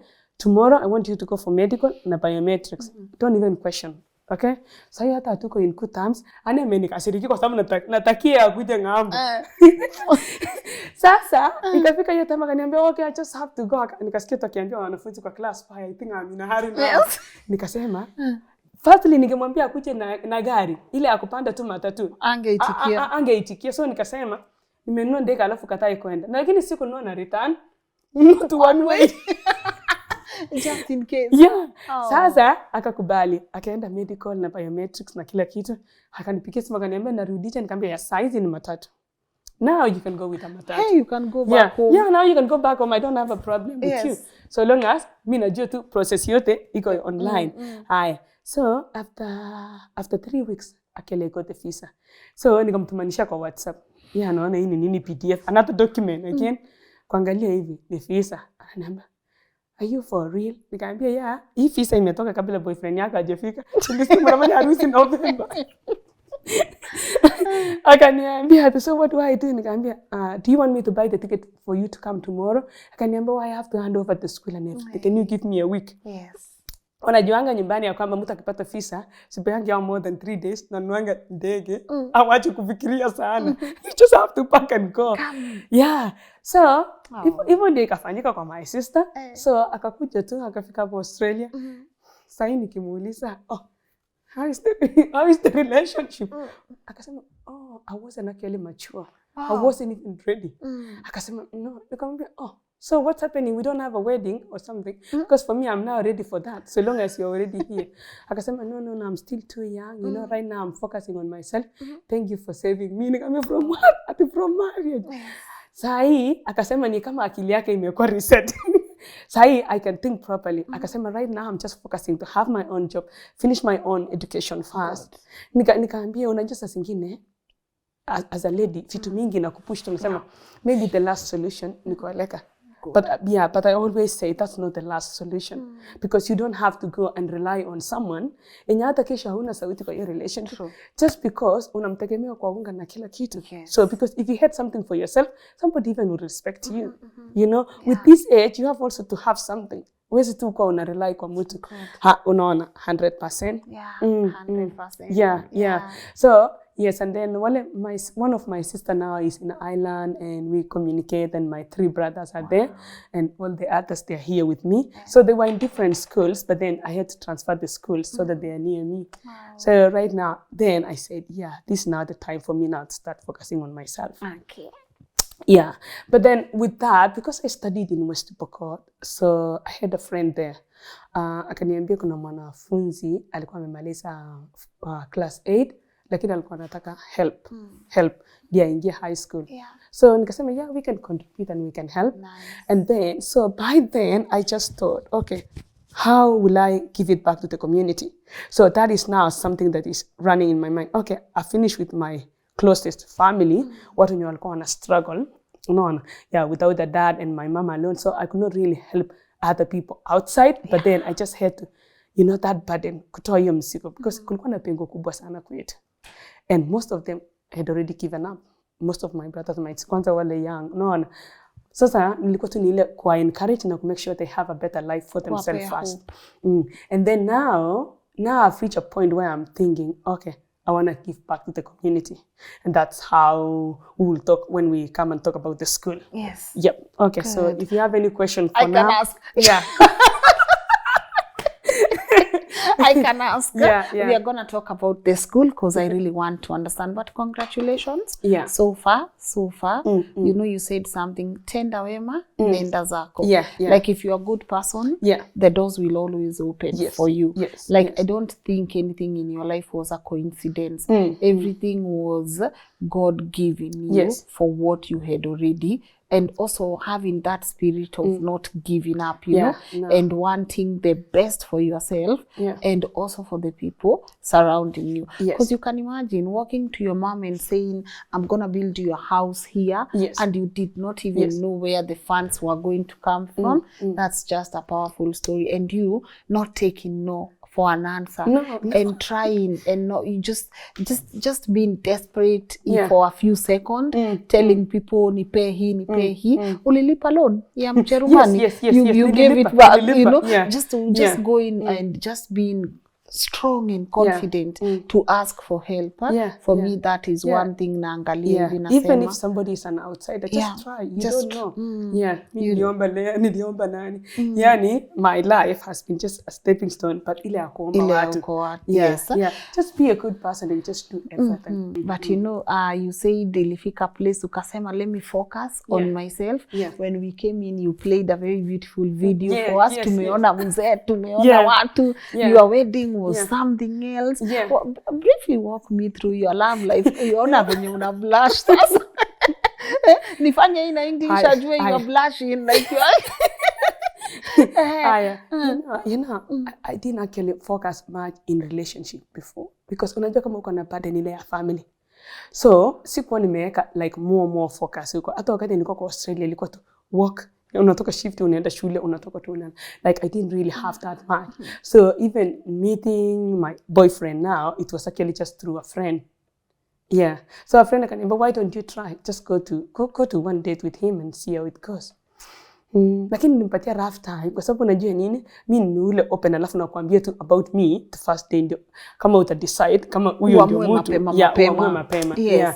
So nikamwambia, you know what, I come from a big family and I'm the breadwinner of that family and I still have a lot to do kwa sababu taskill kwa sicheleta my brothers, my sister, nikamwambia so all this going on in my life, I don't even think it's time actually for me to be in a relationship because I don't think I'll give you any time, you know, unless you come to my house and come and help me with cleaning because hiyo ndio kitu yenye nafanya weekend na nafanya hii na alikuwa anakuja. So during our dating time anakuja na mwambie, can you help me mop the house because I'm just going to wash the clothes and I'm going to do this and this. So nilikuwa na ile akujaribu tu push buttons. Alafu nikamwambia, so what do you do? Akasema, I'm just retired. Nikamwambia, you said you're 41 years old. Why are you retiring? Akasema, yeah, because I've worked for 15 years. Sasa unajua usungu anakuanga na mpaka ya kuwalk. Sisi una walk tu hata upate vitu bado tu utaendelea kutafuta because maybe someone else need help or maybe it's just passion, you know. Yeah, kaniambia Meritani, nikamwambia so you have now to work with me in disability because this is now my passion. Nikamwambia I'm going to open a company, nime set up kila kitu, but I really want you to help me. Sasa yeye akafanya kwanza ile akonifurahisha. Lakini nikaona tena ni mtu akona roho safi, nikamwambia you fit this industry. Just come work. Akasema I was a teacher back in Hong Kong, nimefanya hii na hii, nimefanya na Amazon. Yeah, alikuwa mtu wa IT. Akaniambia I'm really tired already. Nikamwambia but you cannot be tired for the community, you know. These people in the community, they need you. So nikamwambia can you go and do the course? Akaniambia yeah. Alafu akakuja placement huko chini. Lakini sikumpembelea sana hata watu wakujua ati ni my boyfriend ama nini. Nilimtreat kama hata student. Lakini nilikuwa najaribu kwanza ku press buttons. Unaona? Ile unamwambia It's okay. Yeah, can you go clean the bathroom with the other student? Lakini sikujua ati ni mtu songa. Unajua alikuwa anachikalia simbo. Yani despite everything yenye hako na venye amekuwa tu successful na maisha yake, mimi namwambia bwana clean toilet. Nilikuwa nampush tu kuona yani how far can you go for me. Aya kidogo tukakaa, nikamwambia I don't think this relationship is working. You know, I really don't have time. So situachane tu, hata alikuwa anasema ati alikuwa ame give up. Akaenda akaambia baba yake, akaambia dada yake, unajua ndio ubaya wa sungu. Wana report kila kitu kwao. Alafu sikutaka tena kwao, afikiri maybe wao nimeona tu mali yake, that's why ninamtaka. Unaona? So nikasema push back kwanza, ufanye kwanza shughuli zako. Nikamwambia I'm still studying and everything. Akasema I'll wait for that. Sasa tukaachana kwanza like for 3 months. Na tulikuwa tumejuana 2 months na tukaachana 3 months.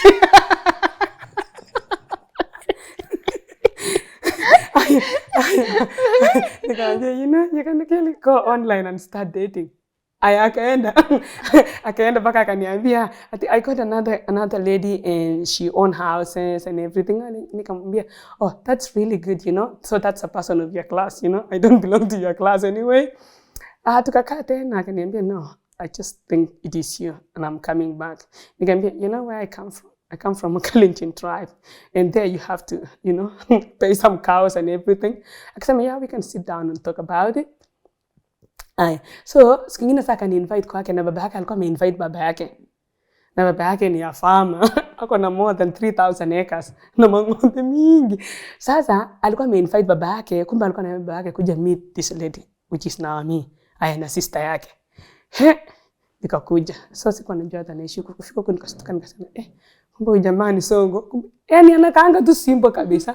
Kumit baba yake akaniongelesha na sister yake. Kaniambia what do you do? Nikamwambia I work in disability and I'm also a student. Hivyo. Akasema okay. Nikasema huyu mnyameni ndio disco asasi yake inaweza kwa sasa ako serious. So another after 3 months nikamwambia okay. Sasa ingawaje hata ni COVID na nini, okay, let's make it official. Nikamwambia kwa sababu siwezi kuja kwako ama siwezi kuja nikaishi kwako unless everything is official. So hapo ndio kina Emily sasa na Bernard they walk me down the aisle. So tukafanya harusi ilikuwa online. Yeah, I invite people. Hiyo sherehe ikapana hivyo. Sasa nika move in. Sasa venye nili move in turudi harusi, how was it? Unajua like so it was during COVID. So we could not invite a lot of people. But then we end up inviting 250 people. Now 200 kwanza ni wangu wa Kenya tu. So wale 50 ni yake. Yeah. So but then I said, you know, I want the wedding to be kind of also having some African in it. So tukaunda keki ya Africa na tukaunda keki ya watu weupe. Yes. We had the both type of wedding. Alafu mchana walking down the aisle nililetwa na farasi, nilikuwa nimekaa mimi na Emily na Bernard. Kwa farasi? Yeah. So and then jioni tukafanya kwa another restaurant inaitwa Adelaide Pavilion. Yeah, and it was all successful na MC. Yeah, na kila kitu. Yeah, I was really happy and people were just watching from home.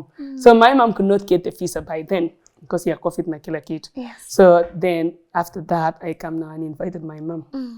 Wow. Yeah, akakuja Australia, akafurahia, akakaa for 6 months. Wow. Alafu akarudi. Yeah. Why him? Who? Your husband. Why did you choose him? Or why did you choose each other? Yeah, I was actually looking for many things. I was looking for many things in a man. I think because once you are mature and you really know what you want, na kama ni mtu ile understanding. Yes. First of all, trustworthy. Hiyo ndio nilikuwa naangalia. Alafu mtu genuine. Alafu akwe pia supportive. In that, kwa sababu najua my background na najua venye nimetoka. Na pia mambo ya culture.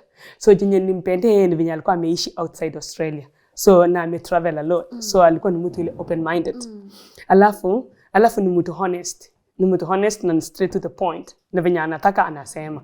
Alafu si mtu yenye namuogopa. I can say how I feel and everything at any time.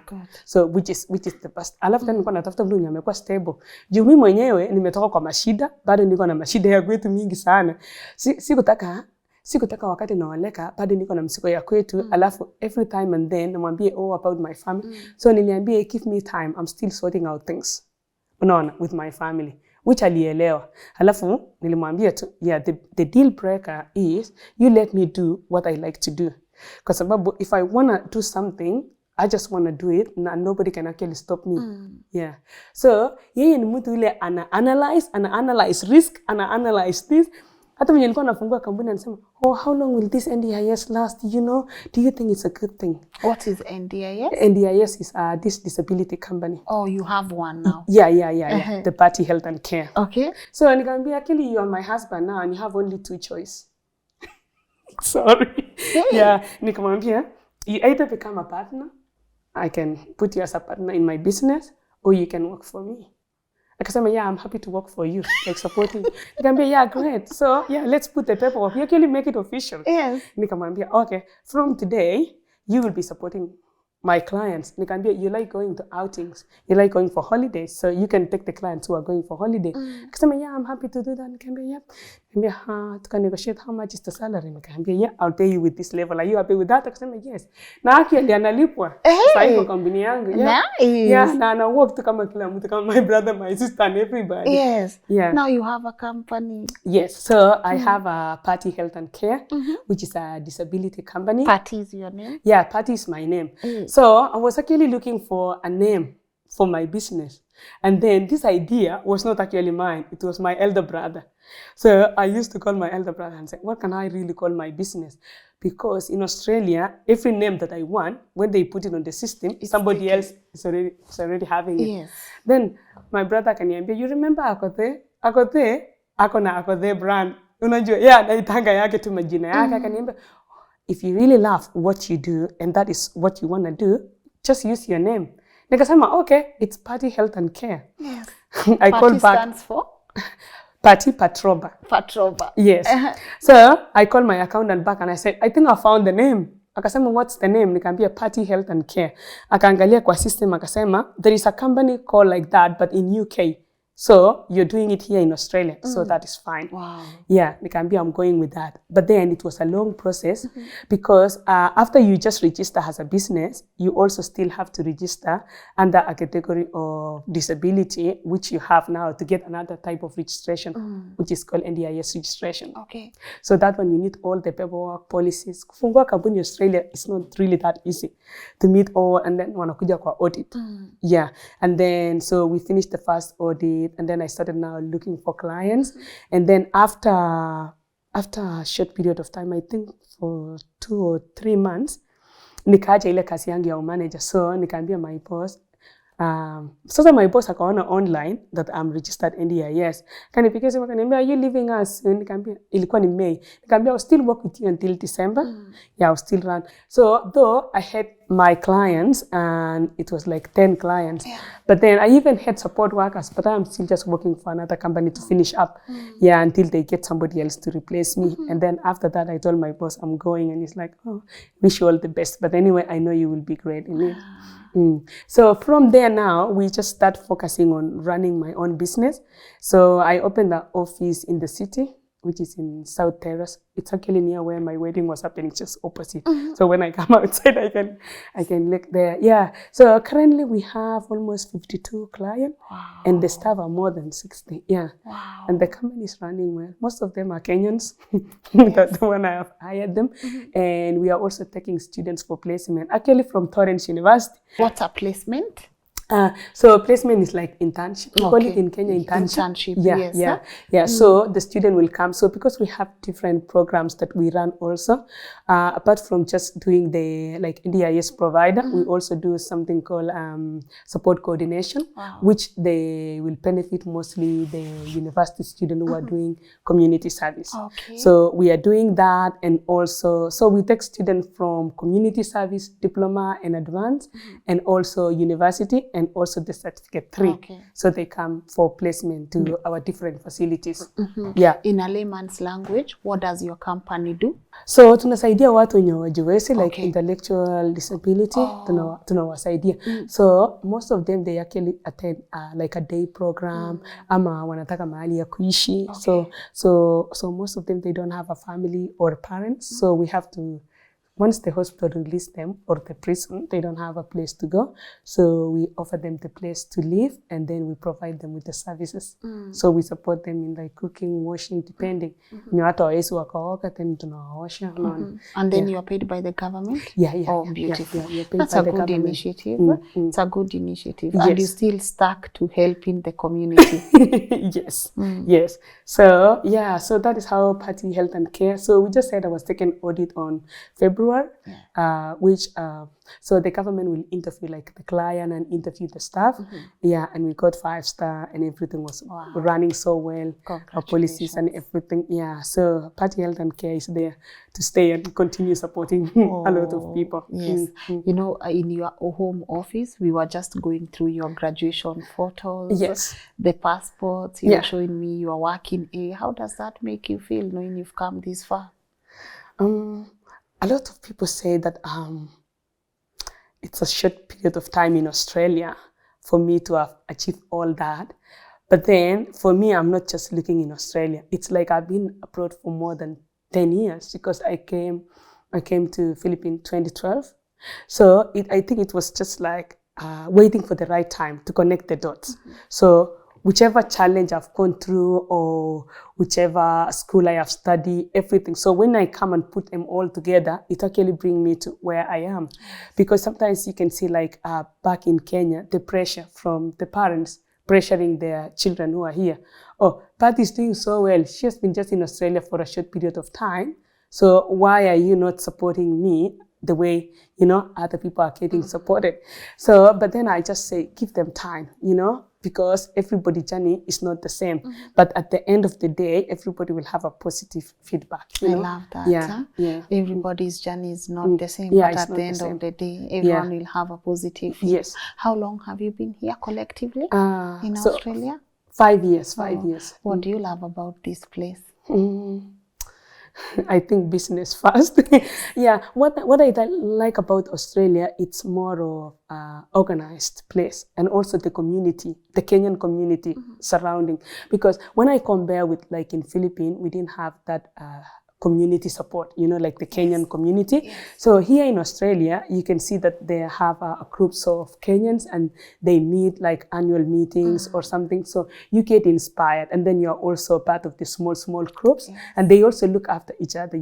If you're a student and you're feeling stuck, you can just call a friend, and they can ask and they can help you. Yeah. So now it's like everything in your life is coming true. You live in the life of your dreams. You're loving your marriage, your relationship, and you keep pushing. It's actually something that I put down. Can you believe it? Like, so let's say now this is a dream that I dreamed 10 years ago. Because when I was in Philippines, I write down everything that I wanted to happen in my life. So I said, okay, after 5 to 8 years, I will own a business, but I didn't know where and how. So all my plans, when I write it down, it's all coming through. So the one that is left now is the school, which probably will happen before the end of this year. Wow. Yeah. So what I can say is write down everything you want. You want to start a school? Yes. Oh, Yeah. really? Yeah. So we have already started the process. We started the process last year, September.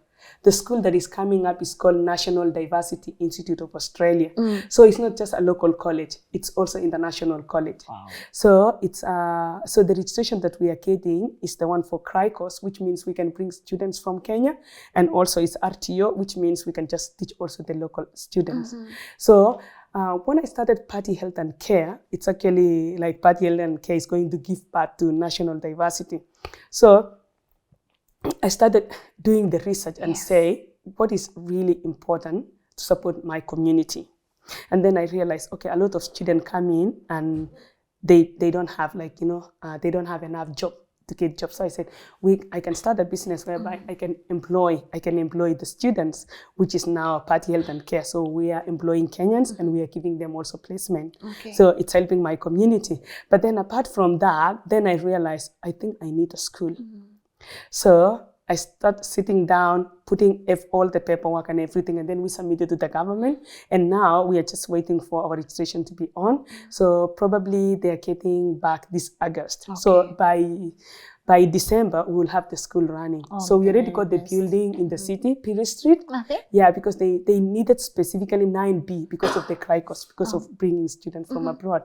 So the most people who will benefit from it is actually the young Kenyans who have just finished Form 4. Because immigration always look at the cap. If there is a cap, if you finish school, let's say, for example, 2020 or 2022, and now it's 2024. So they look at that cap. So either you are going to a college or you're going to university. Yeah. So if you have a cap, the probability of you joining university is high. And if there is no cap, if you just finish Form 4 and within the 1 year or 2 year, you apply to a college in Australia, the possibility of getting the visa is high.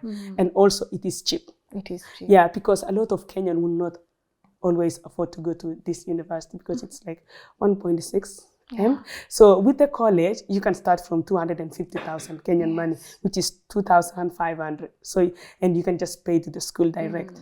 So our plan now is to have the school that is running that we are able to get students direct from Kenya. Okay. So we will be working with Option Global. Yeah, in fact, they know because we have already signed the agreement with them because we had to sign the agreement to submit to the government to show them that we have the agents who can be bringing the students.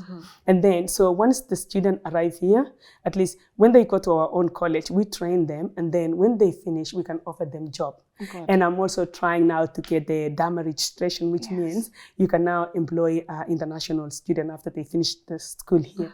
So that program, so National Diversity Institute, which is called it in short, NDIA, is actually there to help a lot of Kenyans. Beautiful. Yeah. Good job. And after 2 years of running the school, the government will be at least allow us to have scholarship, which we can actually get students from Kenya through the scholarship for our school. Yeah. So once we get the grant, then we will be able to help the needy one, you know. Like when we have somebody in Kenya, we can just help with the passport, you know, visa, all that process, but then the school will be free. Good. Yeah. Good job. What keeps you going? I think the positiveness. I think just being positive, because I'm always like, I'm looking forward to see what is coming tomorrow. What is that positive tomorrow, you know? Yeah. And also just how you live your life. You know, if you are really a positive person, it makes work easy because you can have all these challenges, but then you can just look after that and say, you know, if I've come through all this, what is that is an obstacle? An obstacle is not actually an obstacle. It's only how you have mentally prepared for it, you know? Are you taking it as another challenge just to make you strong, or are you just feeling defeated, you know? So the mentality of just having a strong mind, of knowing that tomorrow is always better. When my dad passed away in 2008, so I knew that I really don't have much to do here, because I was just walking around and thinking, okay, so what next now? I can't say I want to go to uni because nobody can afford to pay that. And when I was passing through Eldoret town, Amy Koske has just released the song Taune Nelel, which means the new beginning. And I think if my dad was still alive, maybe I could have not even come abroad, you know? So when my dad passed, I started now thinking, okay, what are the ways to make ends meet? So that's why I always tell people, even if something like really, really bad things happen, you know, like the person that you are relying on, maybe it's your spouse or maybe it is your brother. What happens if that person is not there tomorrow? Can you still put another step and go ahead? So because when my dad died, and he was the provider of the family, and my mom is just a housewife, and that is why I always encourage women, just have something for yourself, to support yourself and your kids. Have something for yourself. Yeah. Because if something happened, then you're just stuck. So we were stuck like for 15 years. I completed high school 2006 until 2012. That is first 6 years just of being home. What was I doing? I was in youth programs. And then, so you remember when the clashes happened in Kenya, 2008? Yeah. So there was a program for youth, like it was called Tuelewane, a youth exchange program. So I joined those youth exchange program, and we went to different sites of Kenya, and I make small money. And when I got that money, I said, oh, I'll go to driving school with this money. And everybody laughed at me, at the family, because they are like, what will you do driving? You know, there is no car. There is not even evidence of, you know, me making it in life. Nothing. And I'm like, yeah, you know what? I just need my driving. Yeah, I did my driving school, and I just stayed with my license. Wow. And I didn't know that one day I will drive. So I did the driving. There is no car in my family until only when I arrived in Australia. So in Philippines, they are right-handed, so I could not even drive there, and I could not even afford anyway to have a car. If you could have asked me, why do you need a driving license back in Kenya? I really don't have a reason. Because nothing, there is nothing you can tell actually like will happen or something good is almost happening. But just staying with that positive mind, not having the mentality of, you know, I am so poor, and you know, how, you know, if my parents could have just supported me with this, because you are the one to create your life. So it doesn't matter what your parents, you cannot really go back and blame them for what has happened, or why did you have to bring me in this world and all this suffering. No, it's the life that you're creating for yourself. And there is no excuse for that. It's only how you want. So when you start preparing in your mind on how you want your life to be and how successful you want, it will happen one day. Beautiful. One time you'll just come and combine the thoughts and it will all add up. Beautiful. So no need to give up. Positive mindset. Yeah. That's powerful. Yeah, if it's not working today, tomorrow it will work. Good. Yeah. That's one positive mindset. As we conclude, maybe, what are two other things people can learn from you? What would you want everyone to learn from your story? I think resilient. Just to be resilient. And also focus. There's so many distractions in this world, and live your life. Don't compare yourself with anybody. That's what I can say. Nowadays with social media, you see a lot of flashing things and you think, oh, you have been left behind.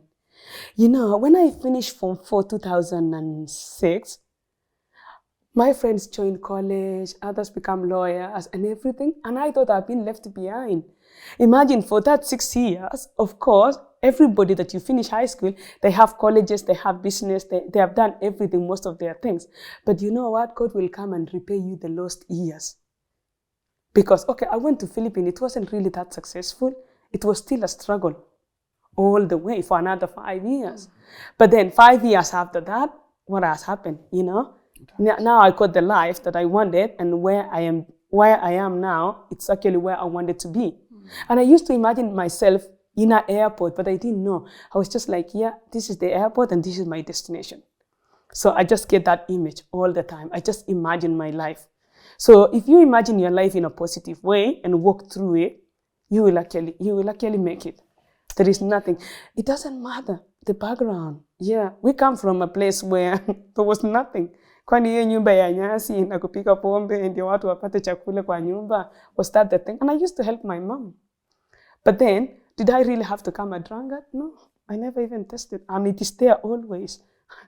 Why don't I just say, okay, just take it, you know, this is life? No, because my parents' life and my life is totally different. And I have to make the difference myself. Yeah. I love that. So I had to go through all the obstacles and also remembering my family, you know. And every time I go to bed, I still think, oh, I think I still have to do more. And I would wake up and I would not sleep. When I was in Australia, I'm like, oh my God, I'm so lucky to be in Australia. They pay per hour. Why am I even sleeping? Wake up, go. If I'm not studying, Or sometimes I'm studying and I'm doing assignments and all that, and I'm like, oh, I'm really taking time to study. I hope this will pay off.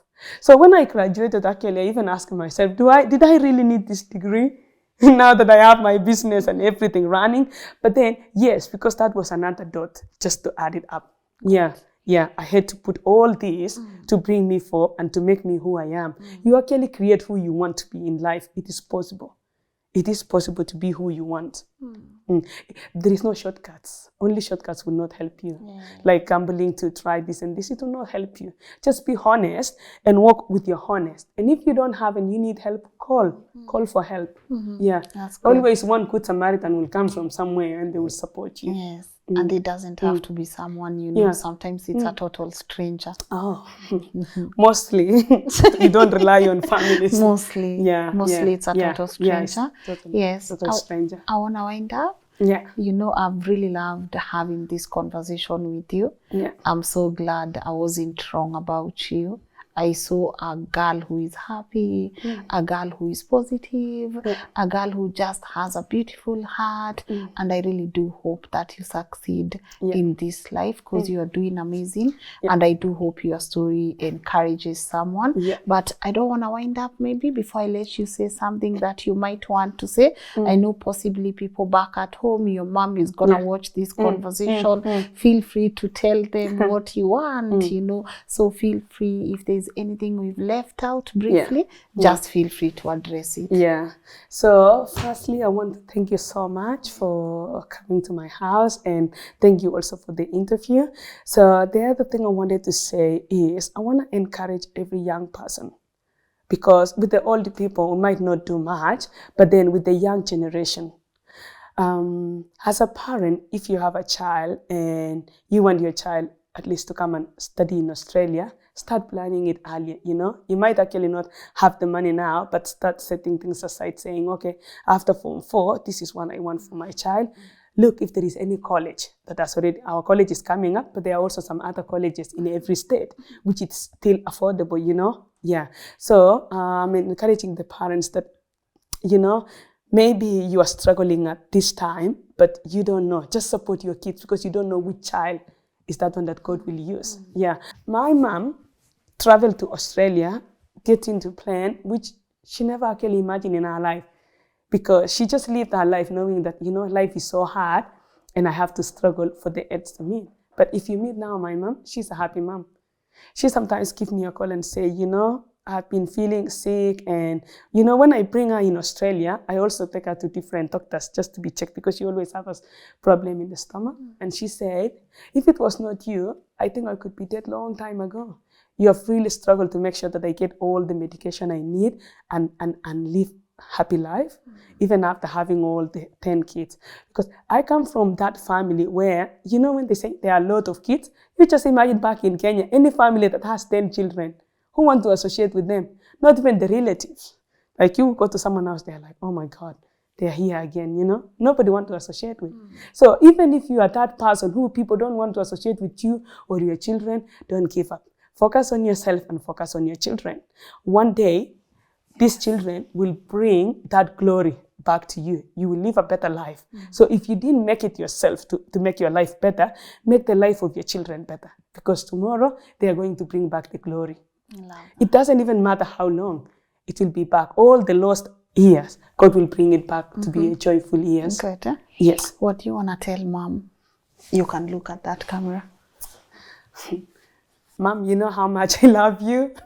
And thank you for giving me a chance to go abroad and to explore and do what I really love doing, because I know if you didn't give me that permission the first time I said I want to go abroad, you could have just said, oh, you are a girl, you can just stay home and get married. I don't think I could have done what I have done. I know you are so proud of me. You always say that, because when Dad passed away, I think I took over the role for that. And I'm so excited to say that I'm here today, and you have made me who I am. And the courage that I have now is from you. You always train me not to give up and always focus and be happy. And thank you so much for all the things that you have done in my life. And that is why I'm giving you back now everything, to just make sure that I make you happy until the end of the day. Beautiful. Yeah. To your destiny connectors, you know, Irene, Leah, Yeah, Irene, Leah, the German person, yeah. Naomi, Yeah. all those people that you've mentioned that yes. you know held your hand, Yes, and and other also people, the athletes back and the in athletes, Philippines that yeah. I train with them, and also that Yeah, what do you back in want to Kenya. tell them? I want to say thank you so much, and God bless you. Thank you for holding me back when I didn't have nothing. Thank you so much, Leah, especially you. You make me go abroad by just giving me your money. Thank you so much. I really appreciate it. Thank you, Irene, and thank you everybody who supported me. Thank you, everyone. Thank you so much. Good. Huh? Yeah. And lastly, you know, we've spoken about life, the challenges, the ups and downs, you know. What do you want to tell yourself? If you were to talk to you right now, what would you say? Dear Patty. Yes. Patty, what can I say to you? I am so proud of you because you do not give up, not even one day. You always just become positive. And even if I had to go to my young self and talk to me, I would still say I'm proud of you for everything that you have achieved and for not giving up, and also for just being you. You know, you have never pretended to live someone else's life or to be someone else in order for people to like you. No, you have just keep it true to yourself. You're always a free spirit, and you always speak up your mind, and you also speak for those people who cannot speak for themselves.